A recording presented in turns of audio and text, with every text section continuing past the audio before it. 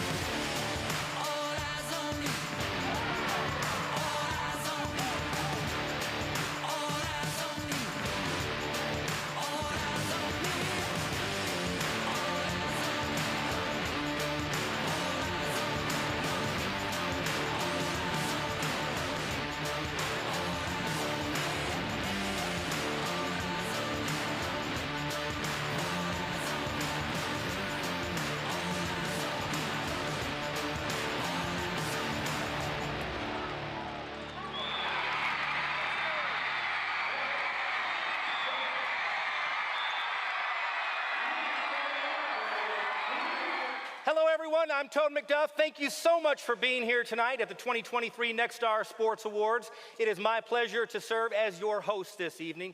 I have been the sports director and been at KFDX for 28 years now. I just love bringing you the best sports coverage in Texoma, stuff you're not going to get anywhere else. It is truly a privilege to cover you as athletes, the parents. It's a pleasure to cover your sons and daughters competing here in Texoma. This night is a special night. It's here to honor you, the athletes. So many of you here are finalists for tonight, and to be considered among the top 3 in your sport, in your category, is absolutely amazing, considering the hundreds upon hundreds of athletes that we have competing in Texoma in our viewing area. So congratulations to you for just being a finalist. It is definitely our pleasure, though, to honor the winners tonight and present them with these beautiful trophies that you see up here on stage. We're going to share some fun stories with you tonight. So we hope that you have an incredible evening here tonight at Dia Ligon Coliseum. Now, I do want to do a little bit of housekeeping here to start things off and explain how we came about deciding who are the finalists and who are the winners. Well, I don't do that on my own. We have a committee. And we're going to present 17 special awards tonight.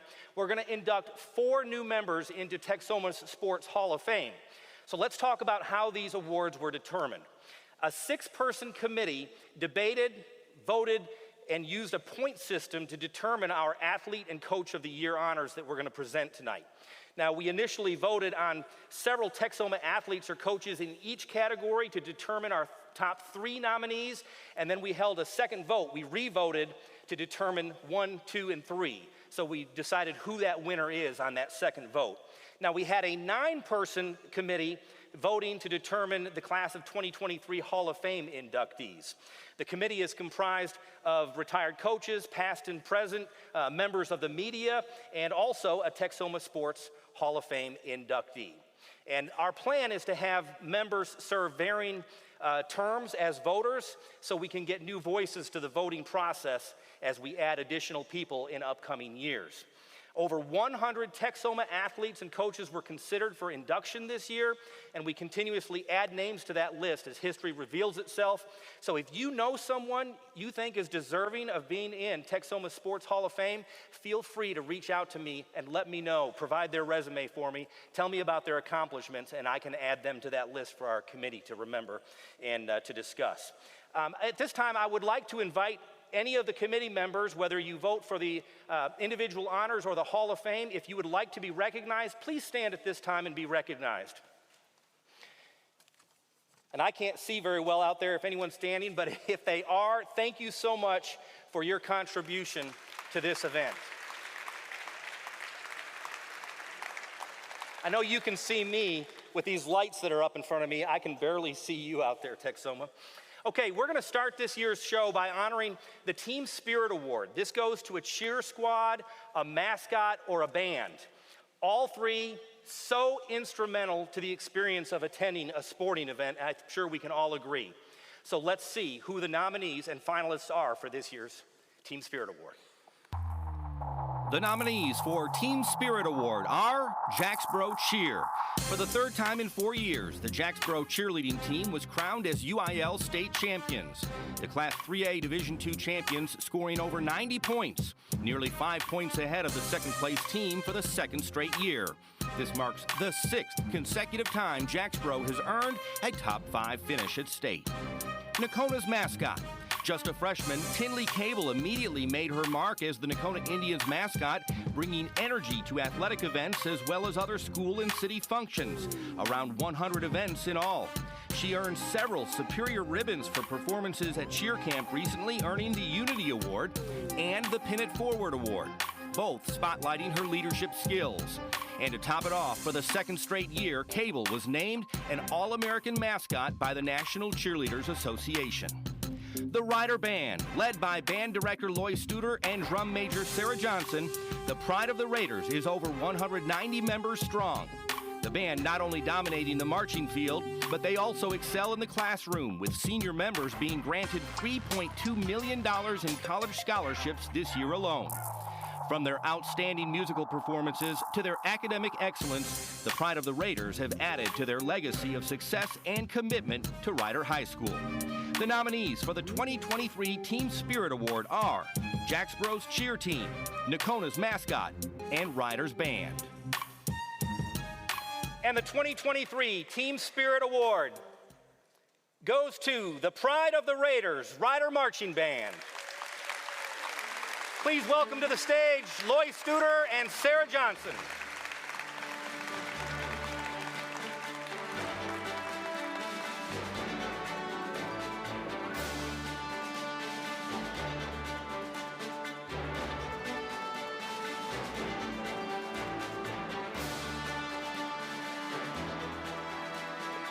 The first one up the steps receives the trophy. Loy, I'm going to start with you as the director of this band. Sure. What makes this band so special to you? It's just part of, I think it embodies what Rider High School's about, one family, one team. And we talk about the fact that it is part of the total experience. Can you imagine a football game on a Friday night without a band? It's not as much fun, I don't think, yeah. It isn't as much No. fun, you're absolutely, and what do you get, the enjoyment that you get out of leading this band over the years? You get to see these kids excel and do great things, and there's a bunch of former alumni out here that have done great things, and that's what it's about, is those kids. Go ahead and introduce who else we have here. This is Sarah, she's our outgoing drum major, served Yep. the last 3 years, and we have Emily Spurgers and Savannah Skelton, who are our new drum majors for the last year of Rider High School. Okay, excellent. What an honor that's going to be. And what an honor has been for you. What's next for you after serving as drum major at Rider? So I will be attending Oklahoma State University in the fall, majoring in music education. And I'm told that you have a very special birthday wish you'd like to say Yes, today. it's my brother's birthday. He just turned 16 today. Ryan, out there. So happy birthday, Ryan. Congratulations to the pride of the Raiders marching band.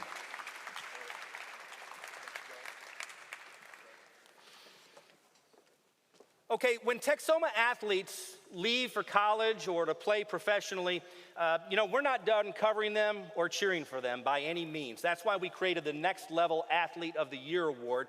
It goes to an athlete who has left Texoma to play collegiately or professionally. The Next Level Athlete of the Year nominees are Darian Chafin, Incarnate Word Football. A former Burke-Burnett star, Chafin earned first-team All-Conference and third-team All-America honors in his final season with the Cardinals. Chafin scoring 18 times, averaging 88 yards a game receiving. His 8-catch, 166-yard, 3-TD performance lifting the Cardinals to a first-round playoff victory. His 262-yard receiving against Nevada setting a new single-game school record. Marcus Foster, international basketball.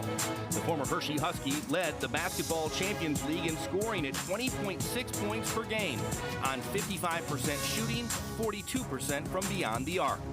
He led Rytas Vilnius to the Lithuanian Basketball League Finals, a best-of-5 series, hitting the game-winning shot with 2 seconds left in Game 4 to force a decisive Game 5. Sophie Shea Williams, University of the Science and Arts of Oklahoma softball. The former Vernon softball standout is now excelling in college, a Sooner Athletic Conference Pitcher of the Year, and NAIA first-team All-American for the Drovers.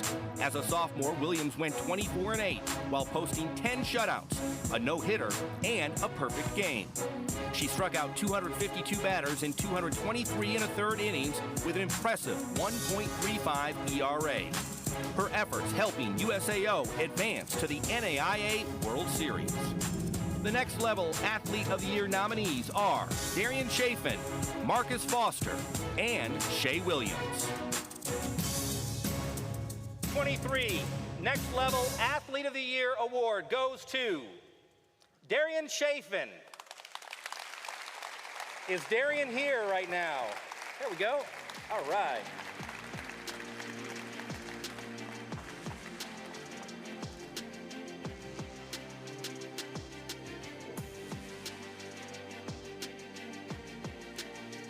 Congratulations, Darian. Congratulations. You get to keep that as well. So you're at Incarnate Word this past year, and man, things just opened up for you, and you had an incredible season. To what do you credit this burst in performance? Definitely my head coach. Having a new head coach that really believed in me helped a lot.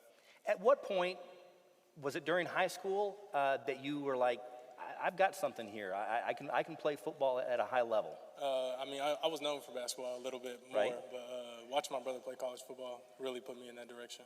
And share with everybody here, if you will, what you've been doing in the past week, because you've got an outside chance at making an NFL squad. Yes, sir. I've just been training and doing everything I can. So try to make that next level and get paid to play some football, a sport that you love. Yes, sir. Darian, congratulations. Thank you so much. Now at this time, I would like to toss it to Ben Coker, who is out in the audience with a gentleman who has coached Darian. I am indeed, Tobin. I'm here with Tracy Stringfellow, Burke-Burnett coach. And Coach, you had Darian in high school, and I know he was a big mentor to Rylan, your son, who we saw in the highlights early on in the show, making a sweet diving catch against Mineral Wells. But what kind of player was Darian to coach there at Burke-Burnett? He was a special athlete. Now you can tell by the highlights that were on the screen that you knew he had something special, and he's really grown into a special young man. He's been out there working. I saw him working on the field at the end of the school year, getting ready for his tryout. So it was a blessing to be able to be on the sideline with him, and be a part of his career. And you must have meant something to him, because I heard he hooked you up with a pretty sweet jersey, didn't he? He got, yeah, he did. It was, I played it cool. I gave him a hug, and I went home and cried then, so I didn't want to. That was really, I don't have the words to say how much I appreciate that from him. So, well, as the Big Lebowski said in my favorite movie, The Big Lebowski, strong men also cry. Tobin, back to you.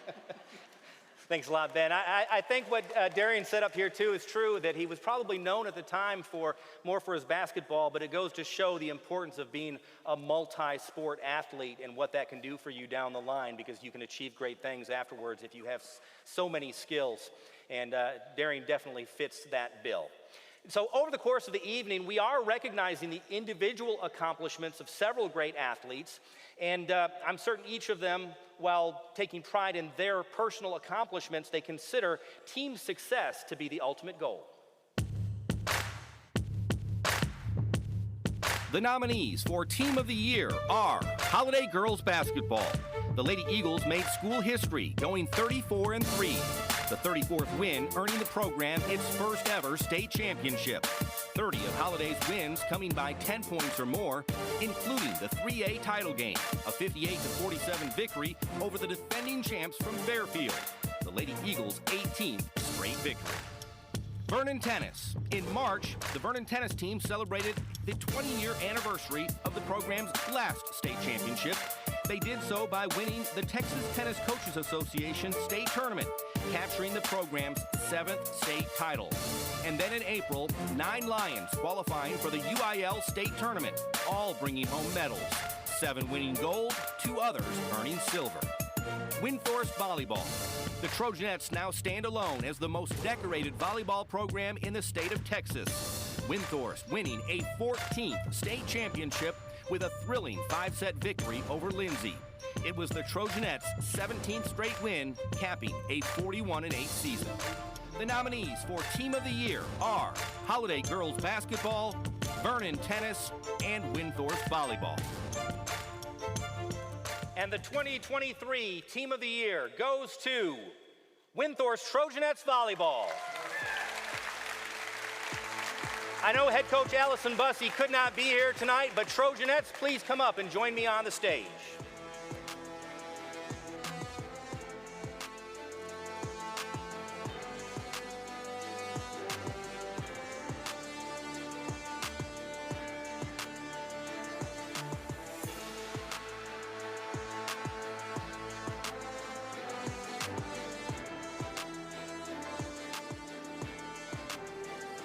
Bree, are you talking for me? I guess so. There you go. Thank you. Okay, Bree Kirk here. Bree, just kind of share with me what this season meant to you. How special was it? Obviously, it was a state championship, so it was special, but what did it mean to you? Our friendship is probably the most important things to all of us. Our bond that we created this year was something very special. We all genuinely love each other and are a family of sisters. What does it mean to you now to be the team that has become the all-time winningest team in the state of Texas with your championships? It means a lot to us, and we're happy that we could give back to our community because they were behind us, and we're happy that we could make the past Trojanettes proud of us as well. Bree, if you would, explain who we have up here on the stage with you so everybody knows who they are. This is Kira Fillingham, and Tara Tackett, and Riley Wolf. Excellent. Thank you very much, ladies. Congratulations.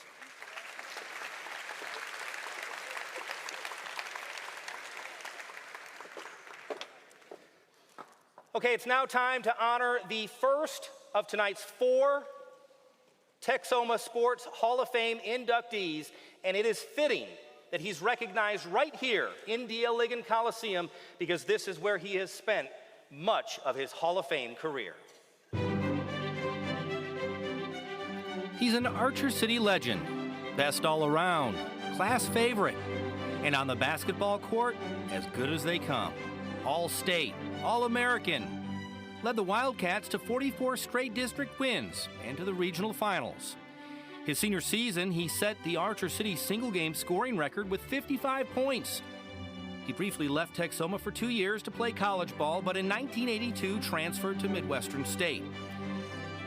As a senior at MSU, he led the Indians to 25 wins, a district championship, and an appearance in the NAIA National Tournament. His 103 assists and 85% free throw shooting led the team. In 1984, his MSU coaching career began, first as a graduate assistant for the women's team, then a men's assistant, then the women's head coach, followed by 2 stints as the men's head coach, and finally, the past 17 seasons serving as the head golf coach. 38 of the last 41 years wearing maroon and gold. As a head basketball coach, 280 wins, just 135 losses. A 2-time Lone Star Conference Coach of the Year, his teams won 4 conference titles. Both years he coached the women, they appeared in the NAIA National Tournament. In 17 seasons on the Lynx, his teams have combined for 5 conference titles and 39 tournament wins. Tonight, we welcome Jeff Ray to the Nexstar Sports Hall of Fame. welcome to the stage, Jeff Ray.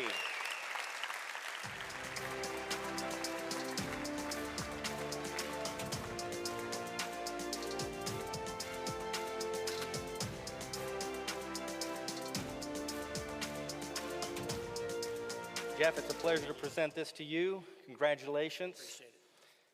That's yours as well, and so is the podium. Wow. First of all, I didn't know they were going to show those pictures. I don't know where they... I got one of my boys here, my son's here, and he's thinking, holy cow. I didn't know where you got some of those. I didn't know they even existed anymore. But first of all, I'm humbled and thankful for this award. It does mean a lot to me. This is something you guys have been doing for years, and Tobin, I know you guys put a lot of work into this, and I think it's really an amazing night for everybody. I mean, the high school kids here that get honored in the different size schools, I think it's a tremendous thing that you do. But so anyway, humbled to be here. I said I wrote just a few things. I didn't know. I came up here and I asked for everything. So I don't even know if I'm going to speak or not. But I had something ready just in case. So said I'm getting old. I got to wear some glasses. Says I've been blessed along the way, all the way back to high school. I was fortunate enough to play for my father in high school, Coach Bobby Ray. He was my coach, my father, my mentor, and eventually, other than my wife, he was my best friend. He showed me the value of hard work, to never make excuses, toughness, and most important, the value of who I was as a Ray kid and as a child of God. Other coaches other than my dad that impacted my coaching were Vic Trilly, that many of y'all know, Coach Gerald Stockton, fitting that we're here in Stockton Court, Jimmy Voigt, and Jerry Stone. At a very young age, I understood the value when I started to coach of talent. Great coaches and great teams have great talent. So I surrounded myself with great people.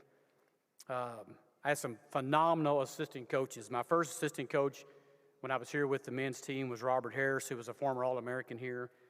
Greg Giddings, who's here with me tonight. Greg and I actually basically grew up together. We played together in high school in Archer City and played together here at Midwestern. He's still a great friend. We actually played golf together yesterday.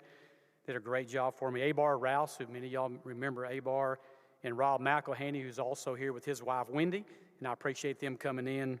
So I had some phenomenal assistant coaches that I surrounded myself with. My current assistant, Brad Corley, for the golf team is a tremendous help for me with my golf team. I've had great players.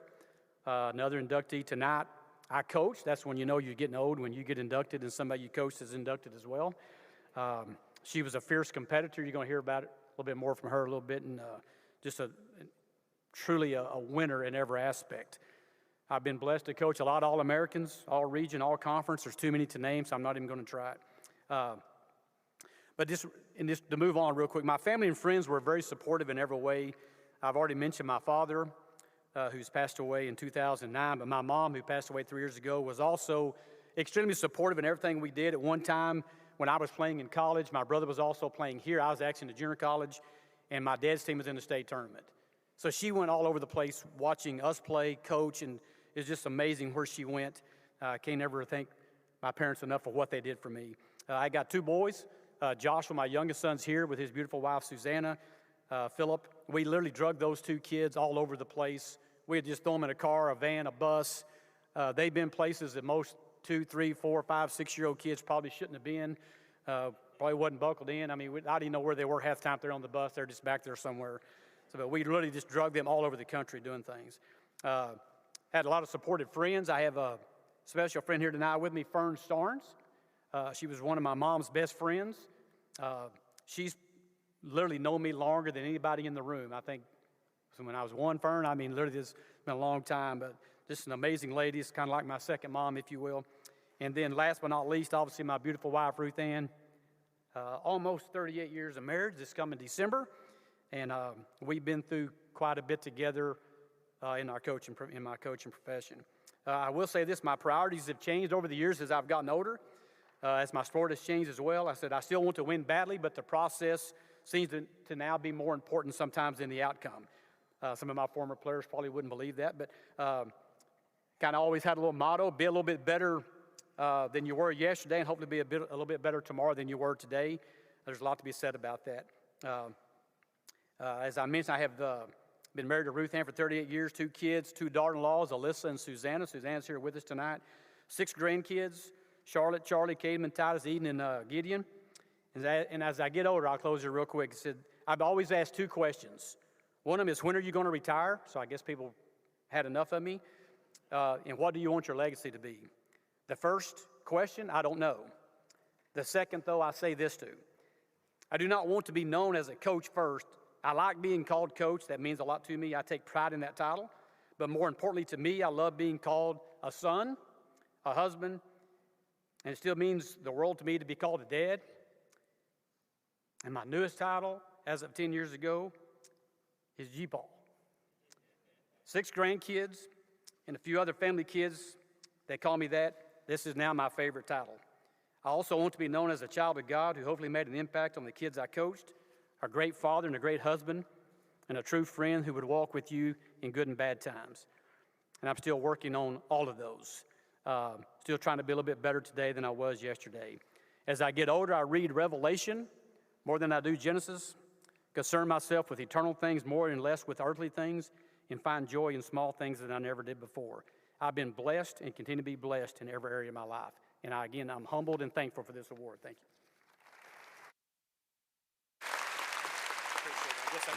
you. It's been my pleasure to witness much of Jeff Ray's career. I wish I would have saw his playing days, but he is an even better man than he is a coach, and that's for sure. But I will share one quick story. Back in the day when I traveled with them to Springfield as Midwestern State made these incredible runs. I think the banners are up here back behind me. And I remember sitting in a lobby after a tough loss and their season had come to a close. And one of the things that he said at that time was, man, the future of basketball is overseas recruiting. The Europeans are going to come over here and change this game. And I look back on that and sitting there in a hotel lobby with a fireplace there and remember that conversation vividly. And I often think back to that as we saw the career of Dirk Nowitzki, and we've seen Giannis Antetokounmpo and Luka Doncic and the Europeans that have come and played a big part in the NBA. And I think, man, he had the foresight to remember all of that. Okay, so you may have noticed that MJ Baird, my coworker and close friend, is not here with us tonight.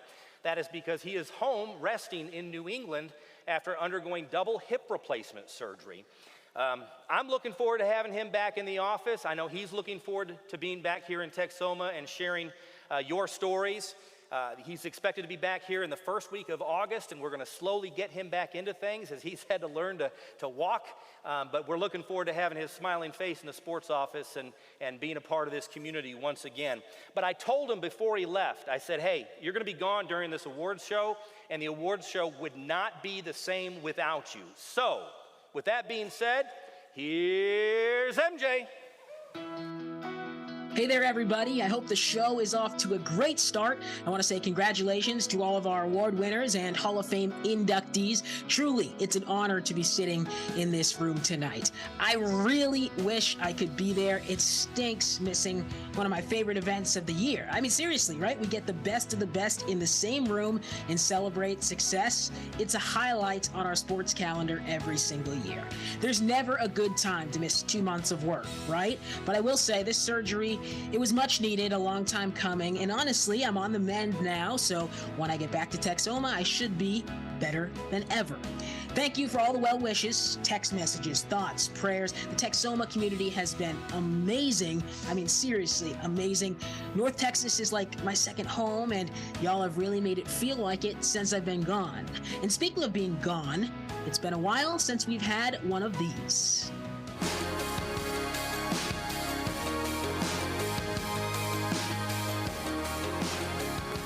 There's not a whole lot going on sports-wise during the summer, but, just the hustle and bustle of being in and out of the studio. I'm kind of detached from it right now.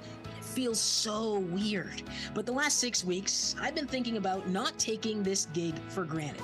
Being away, I guess you could say it's provided some perspective. My lovely coworkers, they sent me this. This is a book of word search puzzles. So when I'm sitting around with ice and elevation in the recliner, there's only so much TV you can watch. So I've been doing these puzzles, usually one per day. The one on page 8 struck a chord with me. After you find all the words, you circle them, but some letters are actually left over. Those letters make up a sentence. So the sentence on page 8 read, "The best way to love anything is to realize that it may be lost." I'll repeat that. The best way to love anything is to realize that it may be lost. Here I am away from work, and no, I haven't lost my job, I don't think. Tobin, have I been fired? Don't answer that.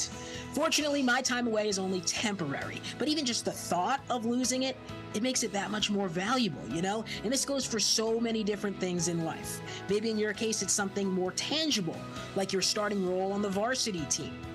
The best way to love it is to realize that it may be lost. Take absolutely nothing for granted, because as the saying goes, you never know what you've got until it's gone. And honestly, I've experienced that firsthand over the last couple months being away from the office. Okay, that is enough of me. Let's get back to our award winners and Hall of Fame inductees. Texoma, I'll see you soon. And yes, MJ, of course, you still have your job when you get back. As a matter of fact, we're going to hear from you a little bit later in tonight's show. Okay, so we wanted to add a new award this year, and we wanted to recognize you. We wanted to recognize the sports fan. So we allowed you to go on to Texomashomepage.com and nominate a super fan from your community. It could be a student who paints their body and their face and shows up at every game and screams and yells and just has so much fun. It could be a 99-year-old grandfather who shows up in 99-degree heat to support his grandkids and maybe even athletes that he doesn't even know. Our first recipient of this new award, the Superfan Award, goes to Harvey Kitchens. Harvey Kitchens, go ahead and come on up to the stage. And as he's coming up to the stage, I would like to read the nomination letter that accompanied his nomination. They said, "Grandpa Kitchens is the most faithful Coyote baseball fan there ever was. Rain or shine, he was at the game cheering on the Yotes. He watched his 2 grandsons play for the past 7 years and was there to see them become the winningest team in school history. Grandpa Kitchens is the perfect choice for your Superfan Award, and we couldn't agree more. So once again, welcome Harvey Kitchens to the stage with his grandsons, Brady and Ty."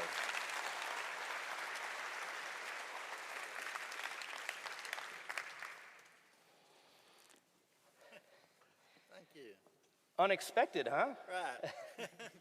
So what is it that makes you such a super fan that you enjoy being out at all the ball games?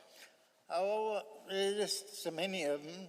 None of the parents show up, none of the grandparents, and then they can't figure out why the kids ain't worth a damn. Now, wait a minute. Now, okay, I've got to come over here. I've got to come over here because this is obviously honesty that you're used to from your grandfather. Yeah, obviously. He's always very honest, and he doesn't hide anything. I guess we don't stick out too much out there. So what does it mean to you to have him up in the stands giving you support? I mean, it means everything, have family out there, everybody supporting us, especially in our last year, and Old High's coming to, all these high schools going to a close, to be able to have family and support out there, it means everything. Thank you all for being here. Congratulations, Harvey.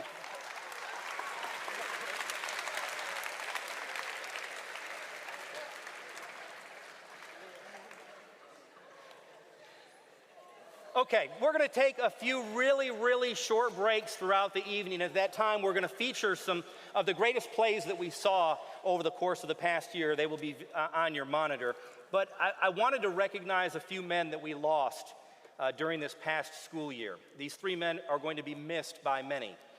Former Goldberg coach, football coach Joe Helms, longtime Texoma baseball coach Pat Maxwell, and former Times Record News sports editor Ted Buss.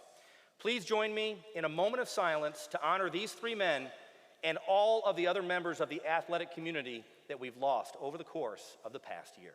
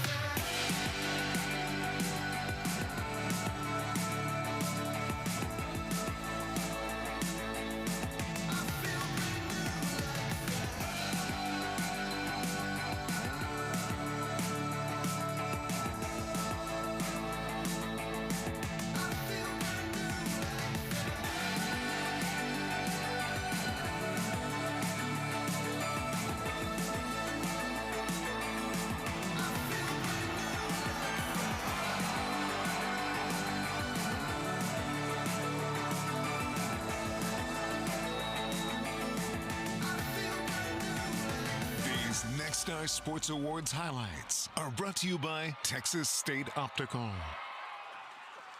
I just want to let you all know that if you still need something to nibble on, something to drink, a snack, the concession stand is open on the concourse if you'd like to go out there and grab something. Okay, now it is time to recognize our second Hall of Fame inductee tonight. She is not just one of the greatest athletes in Texoma history, she is one of the greatest athletes in the history of the state of Texas. And her legacy continues to grow as she's still sharing her knowledge with athletes today. Our next Hall of Fame inductee, too, spent many hours right here in D.L. Ligon Coliseum.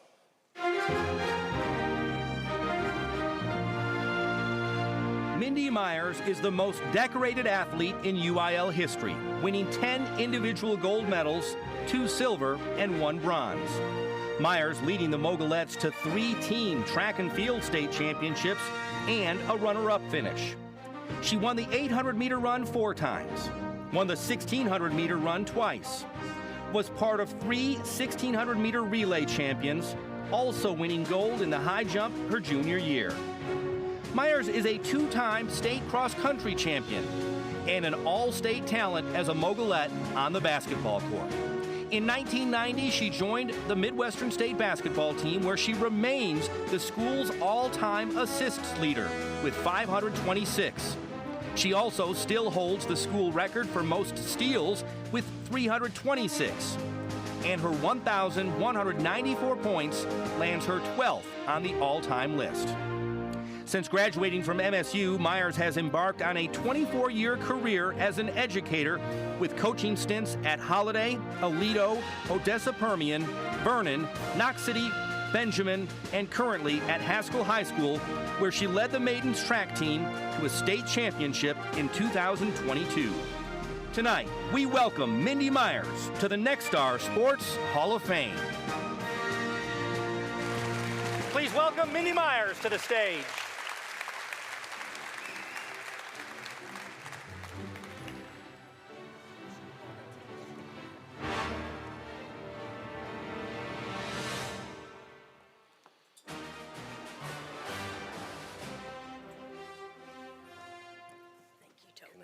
My pleasure. Thank you very much. Podium's yours.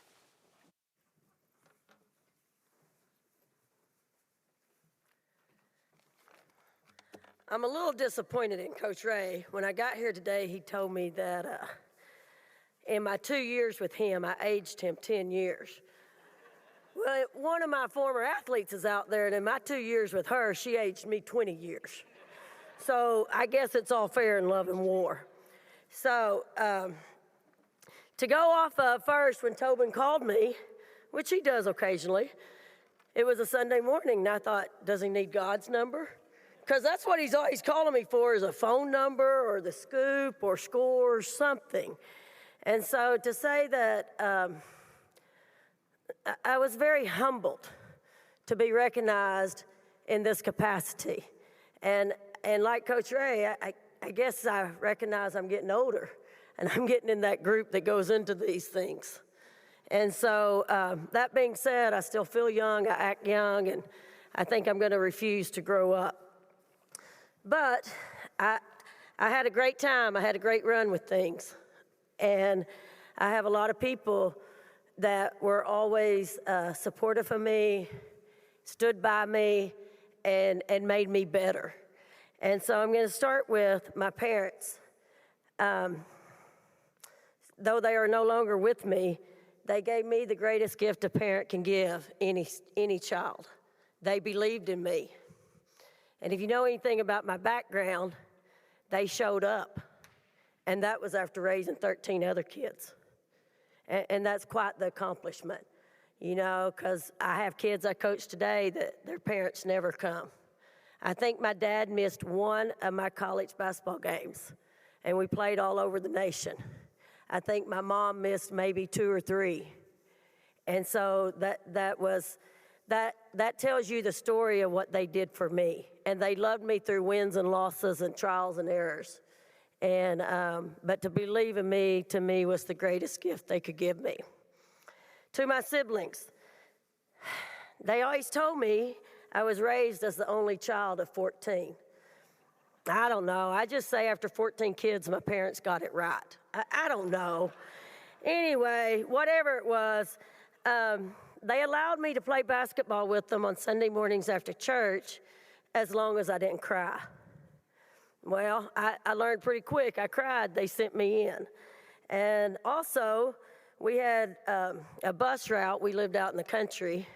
And for some reason, they took the kids furthest away home first. They'd let me get off the bus with them about 2 miles outside of town and run home with them if I could stay up. They didn't care that I was younger. I just had to go with them or else I was on my own out there. And so I like to believe that they led me to work hard, be a competitor, and they made me tough. I mean, you have to be pretty fast to get food if there's 14 of you. Okay, so I got there.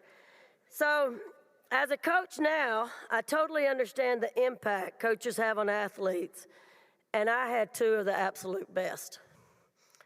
My high school coach, Dan Sloan, was the perfect leader for me and my teammates. We were talented, and the community knew it. However, he kept us humble, and he kept us hungry. We had fun, we shared many laughs, and made great memories. My 2 years with him were truly a blessing. My senior year, I thought, I'm getting smart. I'm going to play tennis so I don't have to go to track practice one day. I got home late that night, had a note on my car that said, hey, come by the house. We're going to work out when you get home. Needless to say, that wasn't one of my best decisions. So nothing got him down, and he always did what was right by everyone. Next, my college coach, as you heard him speak earlier, Jeff Ray. I think he would say I was his favorite. I like to tell myself I was his favorite, even if I did age him. He needed to be aged. He still looked like a college kid when he coached me. So he's the ultimate coach who taught me more about basketball than I ever dreamed of knowing. And more importantly, he taught me about life off the court. And I have to throw this in. One day his dad showed up at shoot-around. He took us through a full-blown workout. And one of my teammates said, Coach, you need to tell your daddy that we have a game today. And Fuzzy, as we knew him, said, I don't care if you ain't in shape, you ain't gonna play tonight. So that was the end of that. So anyway, he also said, you know, he guided me in many, many ways. I stay in touch with him today. Last but not least, I want to thank my teammates. None of us are successful without them. They stand by us, and they guide us, and they support us, and they're always there. To my 4 kids, I coached you, we survived, we still like each other. And to all the other kids, thank you for giving me the opportunity to impact your life. And in closing, I want to say to those of you young people still out there, Sports are about being a part of something that's bigger than yourself. And you need to take that with you through life. It's not the wins and losses, but it's what you can give back to your communities. And again, I'm humbled, and I thank you. I thank Nexstar, Tobin McDuff, the committee members for letting me be a part of this. Thank you.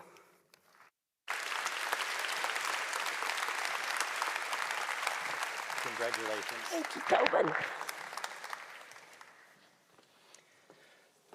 Okay, our next award goes to the Small School Coach of the Year. This award goes to a coach from Class 1A, 2A, or 3A. They can be from any sport. This year that includes volleyball, football, and basketball among the finalists. The nominees for Small School Coach of the Year are Allison Bussey, Windthorst Volleyball. In her 8th season as head coach, Bussey led the Trojanettes to a 41-8 record, the 41st win, a 5-set thriller over Lindsay, and the program's 14th state championship. Windthorst becoming the winningest volleyball program in the state of Texas. Bussey was named the Class 2A Coach of the Year by the Texas Sports Writers Association. Frank Johnson, Holiday Football. In the last of his 34 years of coaching football, Johnson led the Eagles to a 19th consecutive district win.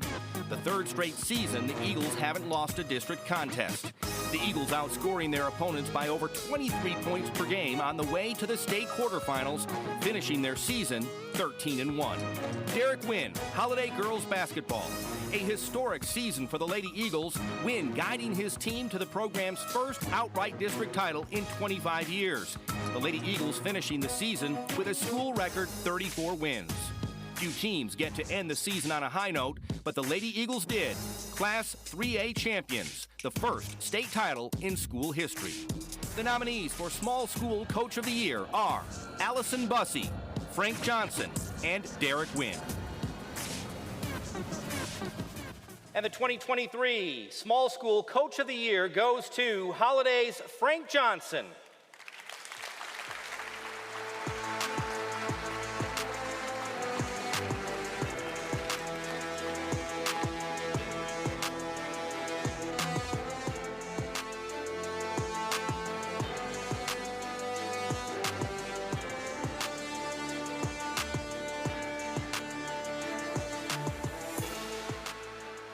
Get this as well. Thank you. So what, you didn't write a speech? I didn't think I'd win it, so didn't prepare. So just kind of share with me, coaching out in Holiday, how tough is it because the expectation is so high? Well, you know, I never let it bother me. I just wanted to live up to like Coach Lucy's legacy. He was one of my, when I was in high school, Holiday was always so good, and I got a chance to meet him when I was younger, and then he was my neighbor when I moved back, and he would come into my office and he'd find a whiteboard and a permanent marker and write a play up there. And it was amazing how the man could always find a permanent marker to write on the board with. But he would, and if we weren't there, he would write all over the place. So I just want to live up to him. Holiday has some great kids. I had a great coaching staff, and that's what, you know, we tried to do our athletic program like a family, girls and boys sports. Everybody play everything. Let's be great. And, you know, I lied to the kids a bunch and got them hungry to win and motivated them, and they bought into what I was selling, and it was a great time. Retirement is upon you. So what are you going to enjoy most about retirement? Well, I'm a pretty good barbecue cook. I'm trying to get a little business going. Follow me on Facebook, you can see what I'm selling. But, you know, I think for the first time in a long time, I'm going to get to go out and watch. You know, I've always sat in the office and looked at the area games for Friday night or whatever, and I thought, man, I'd like to see that matchup. That would be a great game to go to. Of course, I went to my own, and I'm going to get to go to some of those. I'm going to referee some of them, too. So really? We'll find out. Yeah, I've been going to referee school on Monday night.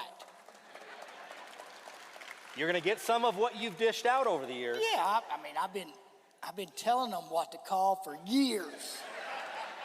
So, you know, I'm going to find out if I really knew what I was talking about. Congratulations to Frank Johnson. Congratulations, Coach.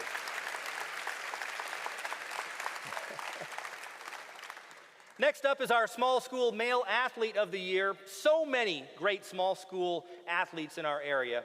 Our committee had a difficult time narrowing down the field to just 3, and then our 3 finalists in this category, I will tell you what, they are impressive multi-sport athletes.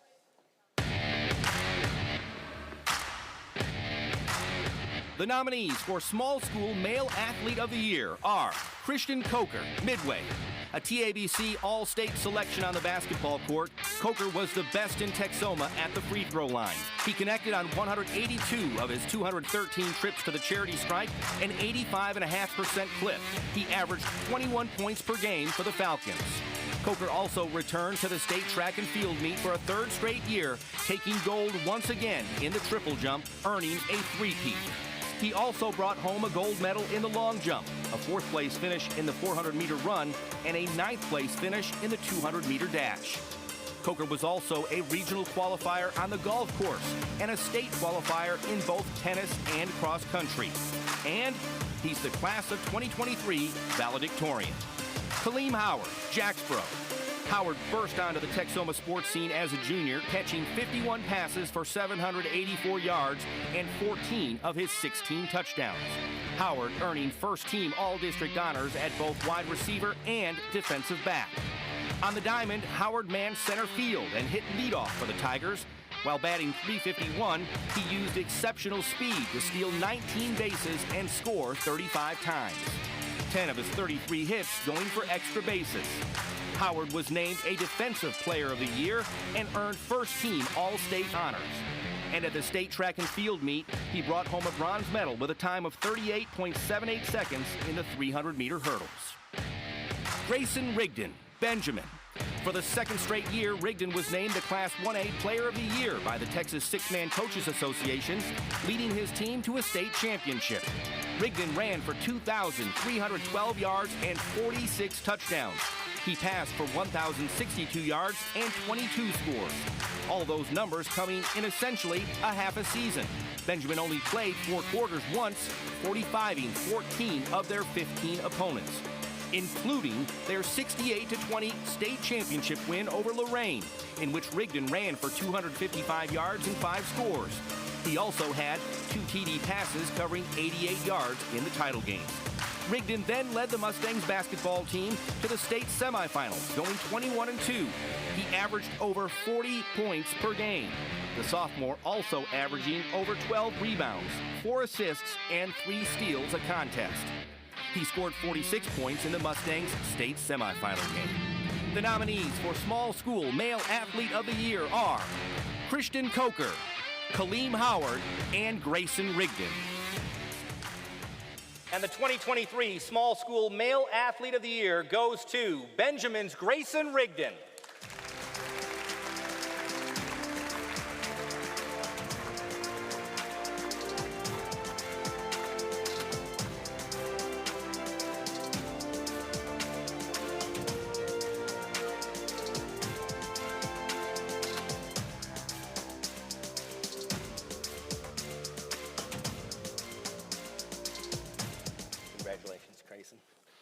Okay, I will tell you that when we're out at your games, every time you touch the ball, we expect you to score.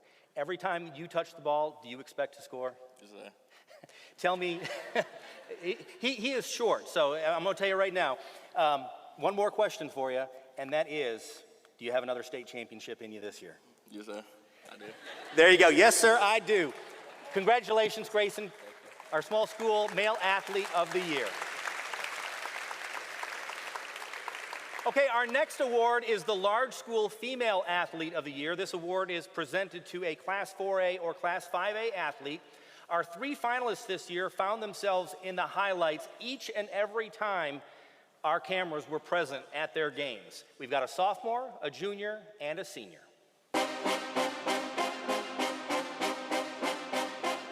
The nominees for Large School Female Athlete of the Year are Emily Gordy, Graham. Just a sophomore, she earned a silver medal at the UIL State Track and Field Meet, Gordy tying her personal best, clearing 5 feet 6 inches in the high jump. She is a force to be reckoned with on the volleyball court with 158 kills for the Lady Blues. And Gordy is also a presence on the basketball court, pulling down 10 rebounds a game while averaging 2 blocked shots and nearly 6 points a contest, earning all-district recognition both on the court and in the classroom. Alanessa Salinas, Wichita Falls High School. A threat to score every time she touches the ball, this Lady Coyote is arguably the best finisher in Texoma. Salinas smashing the Old High school record, scoring 45 goals this season. That's 11 more than the previous mark. Her 45 tallies making her the new WFISD record holder as well. Salinas also broke a 26-year-old record for goals in a single game, netting 5 against Burke Burnett in February. Salinas has verbally committed to play collegiately at Stephen F. Austin. Kendall Tolliver, rider. Tolliver receiving much-deserved acclaim for her unique flip throw on the soccer field, finishing her senior season with 31 assists and 8 goals, helping the Lady Raiders advance to the regional finals. Serving as team captain for the Rider volleyball team, Tolliver racked up 260 kills, 286 digs, and 25 aces. She earned first-team All-District honors and is heading to North Central Texas College to continue her playing career. Tolliver is also Rider's top golfer, leading the Lady Raiders in scoring average. The nominees for Large School Female Athlete of the Year are Emily Gordy, Alanessa Salinas, and Kendall Tolliver. And the 2023 Large School Female Athlete of the Year goes to Wichita Falls High School's Alanessa Salinas.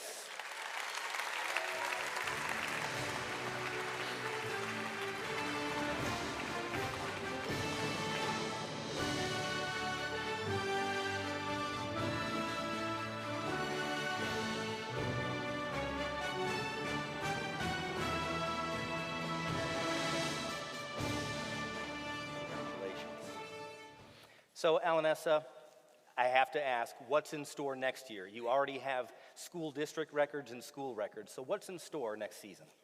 We want to go to state next year, definitely. We had a little taste of that last year, but we kind of fell short. But definitely, we only lost one senior last year, so I think we definitely have the team to do it. You expect bigger and better things next season. Does it really, that last loss of the season, did it really make you hungry for next year to begin right away? Oh, yes, 100%. I mean, all the girls, all we talk about, I mean, of course, we always say never leave anything out on the field, but we're really hungry for it this year, and we're going to come back stronger. Congratulations. I'm looking forward to next season already. Thank you.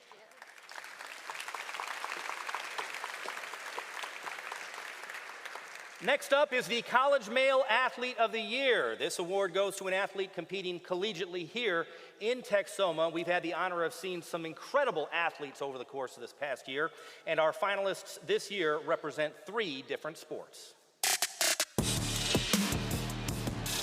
The nominees for College Male Athlete of the Year are Mary Escobar, Midwestern State. A junior, Escobar became the 6th player in MSU men's soccer program history to earn All-America honors from both the United Soccer Coaches and the D2CCA, the Conference Commissioners Association. Escobar scoring 11 goals and dishing out 6 assists in leading the Mustangs to a 9th straight NCAA postseason appearance. Escobar often coming through in the clutch with an impressive 4 game-winning goals, which helped earn him Lone Star Conference Midfielder of the Year. Garrett Leak, Midwestern State. For the 3rd straight year, Leak earned all-region honors. He led the Mustangs with a 71.5 stroke average and won his 5th career individual title by winning the Hot Dirt Desert Shootout in Scottsdale, Arizona, before placing 2nd in the Lone Star Conference Championship. He finished his illustrious career with exactly 500 birdies and 18 eagles, both program records. His career scoring average of 72.05 ranks 2nd in program history. Zach Skinner, Vernon College, the Chaparral's catcher, putting together arguably the best season in program history by a player at his position. Defensively, Skinner was a pitcher's best friend by throwing out 13 would-be base stealers. At the plate, Skinner led the Chaps in several categories, an impressive .447 batting average, the result of 85 hits, including 33 for extra bases, 10 clearing the fence. Hitting from the 3-hole, he also led the Shaps with 57 runs scored and 61 runs batted in. For his efforts, Skinner became just the 6th player in program history to earn All-American honors. The nominees for College Male Athlete of the Year are Mary Escobar, Garrett Leach, and Zach Skinner. And the 2023 College Male Athlete of the Year is Midwestern State's Mary Escobar. Mary could not be here tonight, so his coach, Michael Meacham, the Midwestern State Mustangs coach, will accept the honor on his behalf. Mary is currently playing soccer right now in the state of Florida. So, Coach Meacham, you get to accept this honor on his behalf. Thank you. So if you will make sure that he gets that. And just kind of share with me what he brings to your team. It's kind of like what a bunch of people have already said. He's like a team guy. He doesn't care if he's the one that scores or assists or whatever, as long as we win. He's that guy. And what are you looking forward to him here in this next season? More goals. I think he's already in the top 12 in program history in goals. So he's going to crack the top 10, and we're going to give him top 5. We're going to get him top 5. There you have it. Thank you, Coach. I appreciate it. Okay, at this time, please direct your attention to the monitors as we take another quick break.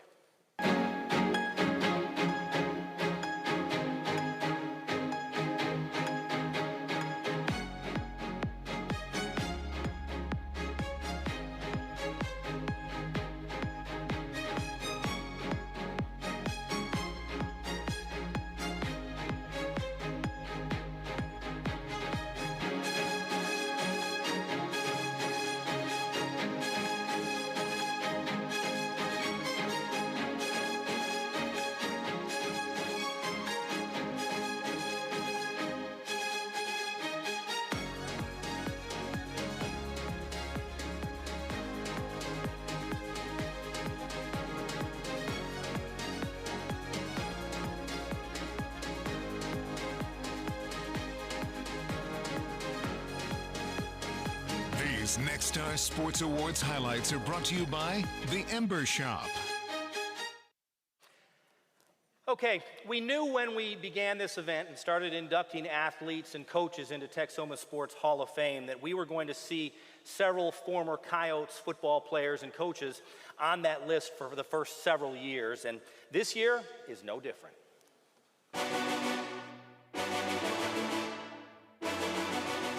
In 1949, Wichita Falls Coyote Jerry Fouts was the talk of the state. He led Old High to a dominating 34-13 win over Austin in the state championship game. Fouts was named the most outstanding Texas schoolboy, the most prestigious honor of his era.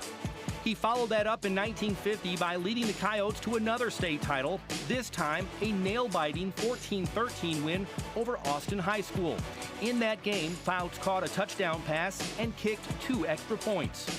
He received a scholarship to attend the University of Oklahoma and play for legendary coach Bud Wilkinson and the dominant Sooners. He turned down the offer, serving 2 years in the U.S. Marine Corps, the U.S. expanding its forces during the Korean War. After his service, Fouts returned to Wichita Falls, where he attended Midwestern State. In 1955, he was drafted by the Chicago Bears, where he played 2 seasons. Fouts played for NFL Hall of Fame coach George Halas, while playing alongside 2 of the most prominent athletes of the era, George Blanda and Harlan Hill. Tonight, we welcome Jerry Fouts to the Nexstar Sports Hall of Fame.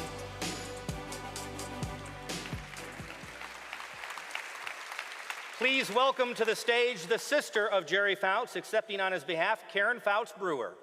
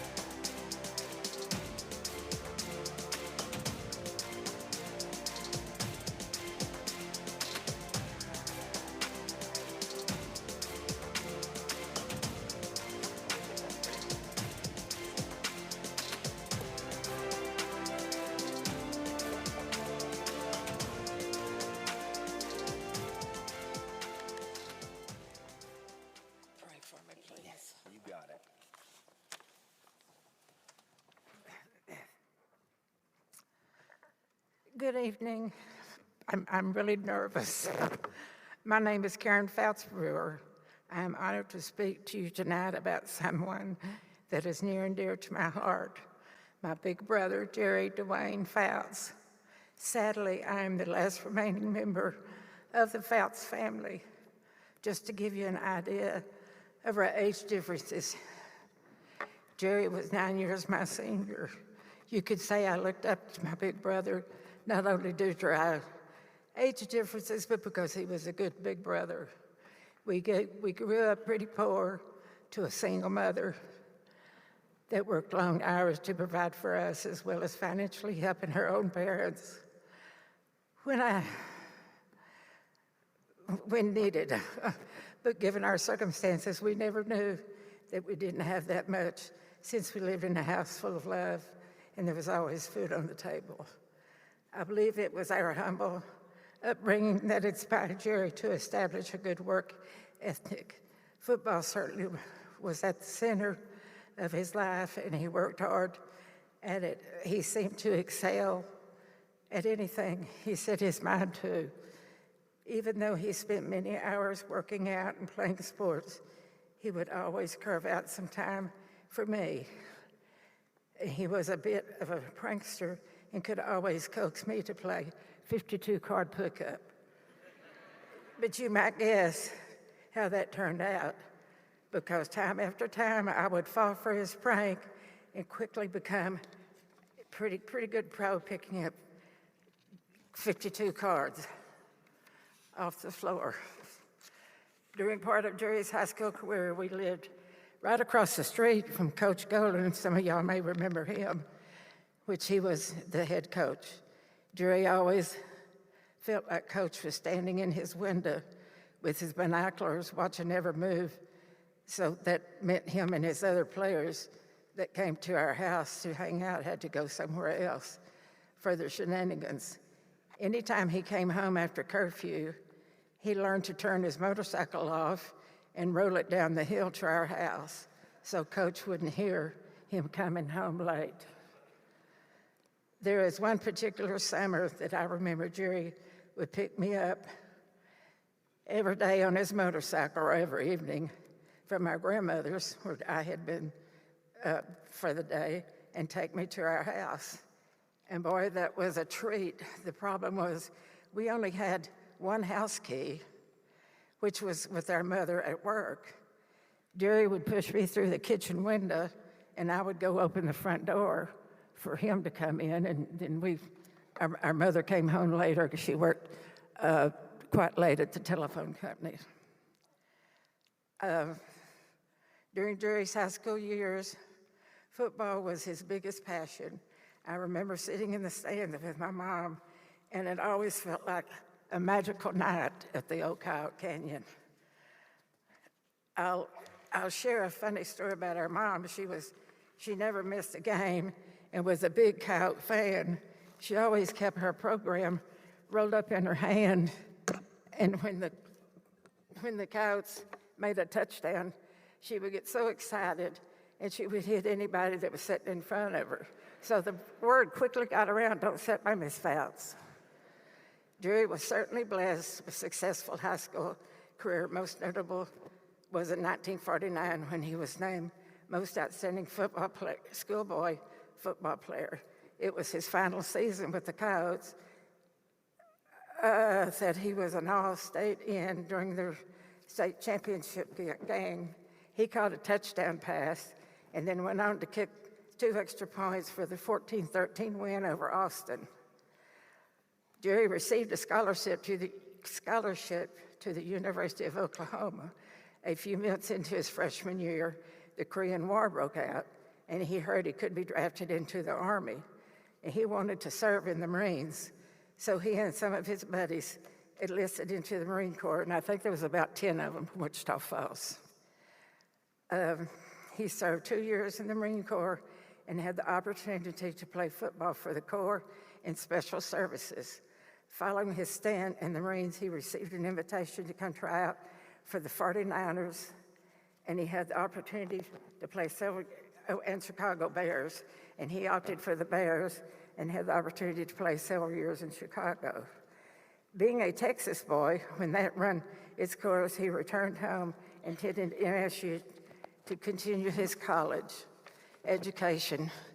He later married his high school sweetheart, Ann Crone, and they had one daughter, Leanne.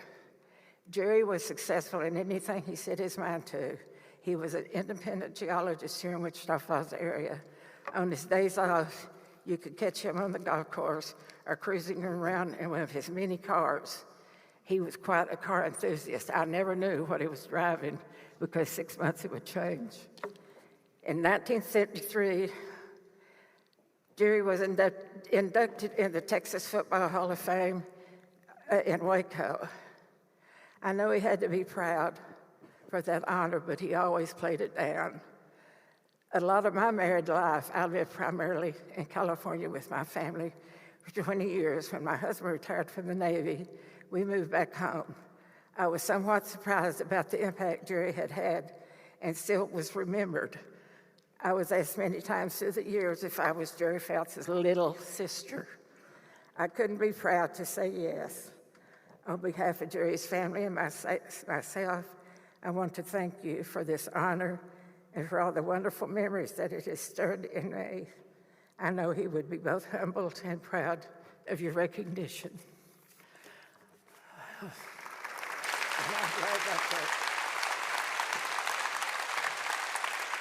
glad that's over. Let me take this from you.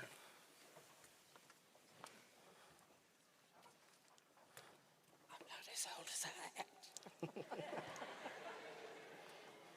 Thank you.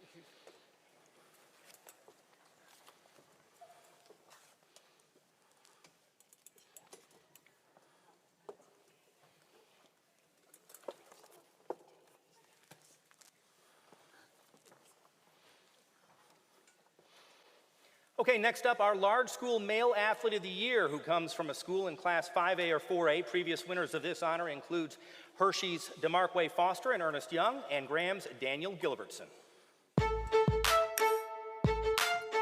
The nominees for Large School Male Athlete of the Year are Jamarion Carroll, Hershey. Carroll leaves Hershey as one of the best athletes in school history and arguably school district history. Often facing double teams in his senior campaign, Carroll still caught 42 passes for 833 yards and 12 scores. He averaged 19.8 yards per catch on his way to being named an All-State wide receiver by the Texas Sports Writers Association. Carroll is now heading to SMU to continue his football career. In the gym, Carroll earned Offensive Player of the Year honors after averaging 10.5 points per game and leading the Huskies to the regional tournament for the second straight year. And then on the track, he helped the Huskies accomplish something which hadn't been done in 55 years. Running the anchor leg of the 4x100 relay, the Huskies finished with a time of 41.79 seconds, a second-place finish at state, the program's first relay medal since 1968. Aiden Ramirez, Wichita Falls High School. As a team captain, the Coyotes defensive back earned all district honors by making 56 tackles, breaking up 10 passes, and picking off 4 more. And oh yeah, he returned a punt for a touchdown. Ramirez is heading to Henderson State to continue his football career. His list of accolades for soccer include team captain, all-district goalkeeper, all-state goalkeeper for the second straight year, and academic all-state. He posted 12 clean sheets and a .85 goals against average as the Coyotes went 3 rounds deep in the playoffs. Rylan Stringfellow, Burke Burnett. The Bulldogs' most dangerous offensive weapon, Stringfellow caught 71 passes, covering 976 yards while scoring 10 times. He finished his senior season with 1,225 all-purpose yards. On defense, he made 53 tackles, helping him earn District 4-4A Utility Player of the Year honors.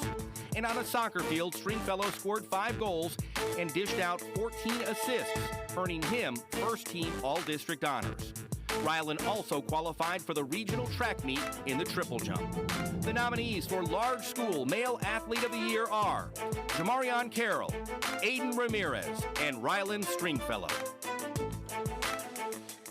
And the 2023 Large School Male Athlete of the Year goes to Hershey's Jamarion Carroll.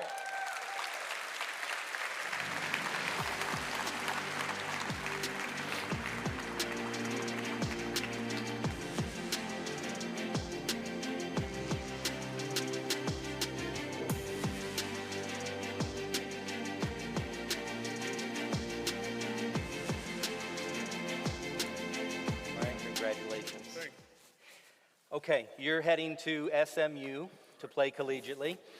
Kind of tell me what that recruiting process was like and why you ended up choosing SMU. It was all good until Texas Tech had recruited me for my first offer. They was talking to me, then they just stopped talking to me through the whole summer. Then SMU came up, talking to me throughout the whole summer, kept calling me. Like they just brought me in and felt like family. So that's why I chose there. And that's the key. I think we hear from every recruit, and I know you've got friends that are playing, Division I. You feel like family when you arrive there. Yeah. And did you feel like family at Hershey as well? Oh yeah, I loved it there. It showed on the field. Yeah. You were so fun to watch, and we wish you the best of luck at SMU. Congratulations.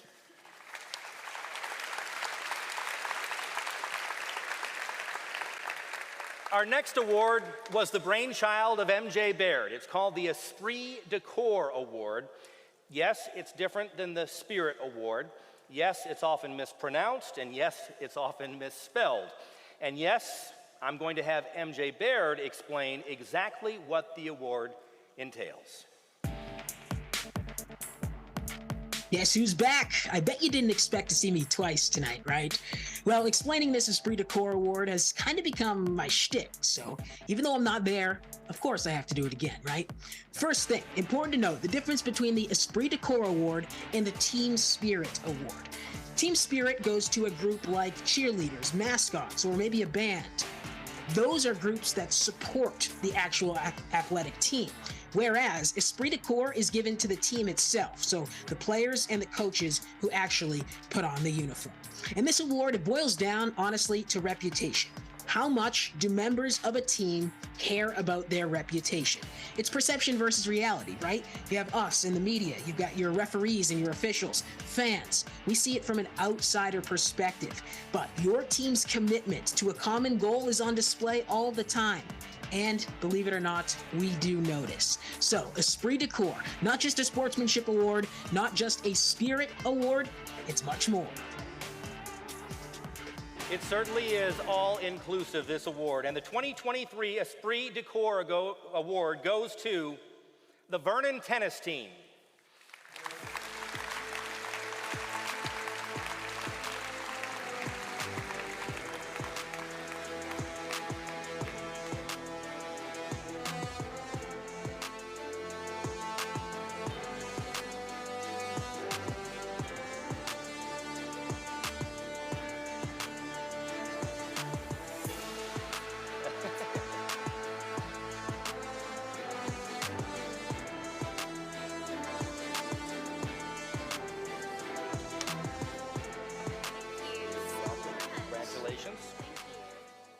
Head coach Carrie Castleberry. Carrie, if you would, we can slide down a little bit more and just kind of let us know who everybody is up here. Kel Castleberry, Dane Kieschnick, Max Jones, Presley Smith, Alea Goko, Jasmine Bustamante, and Paige Patterson, and my assistant, Melanie Chilton. You had so much fun this past year. It showed. We recognized it. You won a state championship in the early spring, and then in the spring season, you sent 9 athletes to compete. Yes, sir.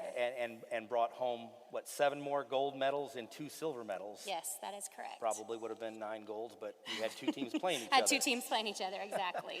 So just talk about how much fun this team is to coach. This team was great. They came out from the very beginning, and they knew exactly what they wanted to accomplish, and they worked really hard, and they were fun, and they rose to the occasion every time, and we just had a great year and a great time. It was kind of magical. I kind of keep telling them their rock star status continues. We get free, they had different things for us in town, and it was a fun, great year. And anyway, it was just, these kids are great. All of them, they just did a great job. Kel's the only one that's not a senior. He's my only, in this group anyway. So will the success continue next year? We're going to try. And if they don't succeed, they're going to have fun trying because it shows in Vernon. You guys have high expectations out there, though. Yes, we do. A tradition of excellence. That's exactly right. So, congratulations on winning this year's Esprit de Corps Award. Thank you so much. Appreciate it.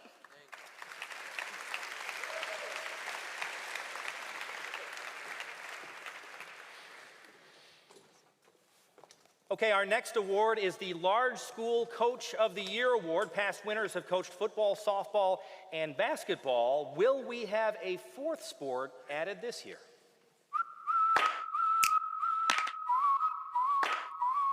The nominees for Large School Coach of the Year are Grant Freeman, Wichita Falls High School football. The Coyotes took advantage of UIL reclassification, dropping down to Class 4A, finally picking on teams their own size. Freeman led Old High to a 9-5 record, more wins than the previous 2 seasons combined, and the program's highest win total since 2007. Under Freeman's guidance, Old High advanced to the state quarterfinals 4 rounds deep, the longest playoff run since 2013. The Coyotes were the last WFISD football team still standing in the postseason. Tracy Tadlock, Burke Burnett softball. The Lady Bulldogs took local softball fans on quite the journey this spring. Burke Burnett embarking on its deepest playoff run in a decade. Tadlock led the program to a 35-win season, reaching the regional final. And doing so with a team comprised mostly of underclassmen. The Lady Bulldogs were the last Texoma softball team standing in the postseason. Carl Wiersma, Rider Girls Soccer. A 26-win season for the Lady Raiders was highlighted by an undefeated district championship. Wiersma leading the program on a 19-match winning streak late in the year, recording 10 straight shutouts and outscoring opponents 91-6 in that span. Under his guidance, Rider once again qualified for the regional tournament. The Lady Raiders' first appearance in 5 years, advancing to the regional finals.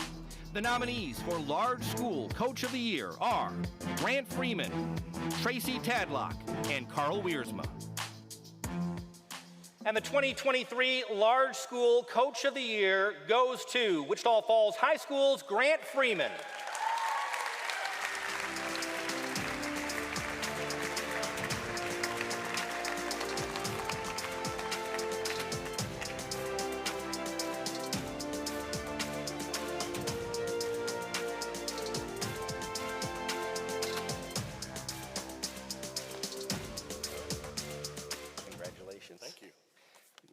Well, man, the Coyote tradition coming to a close after this next season. You've been a part of one of the most historical programs in the state of Texas. What has it meant to you to be the head coach of the Wichita Falls Coyotes? Well, you and I've talked about it before. Just thinking about all the people that have come before me, the coaches, the players, it's just been the greatest honor to be able to be the steward of that program for just the small time that I have.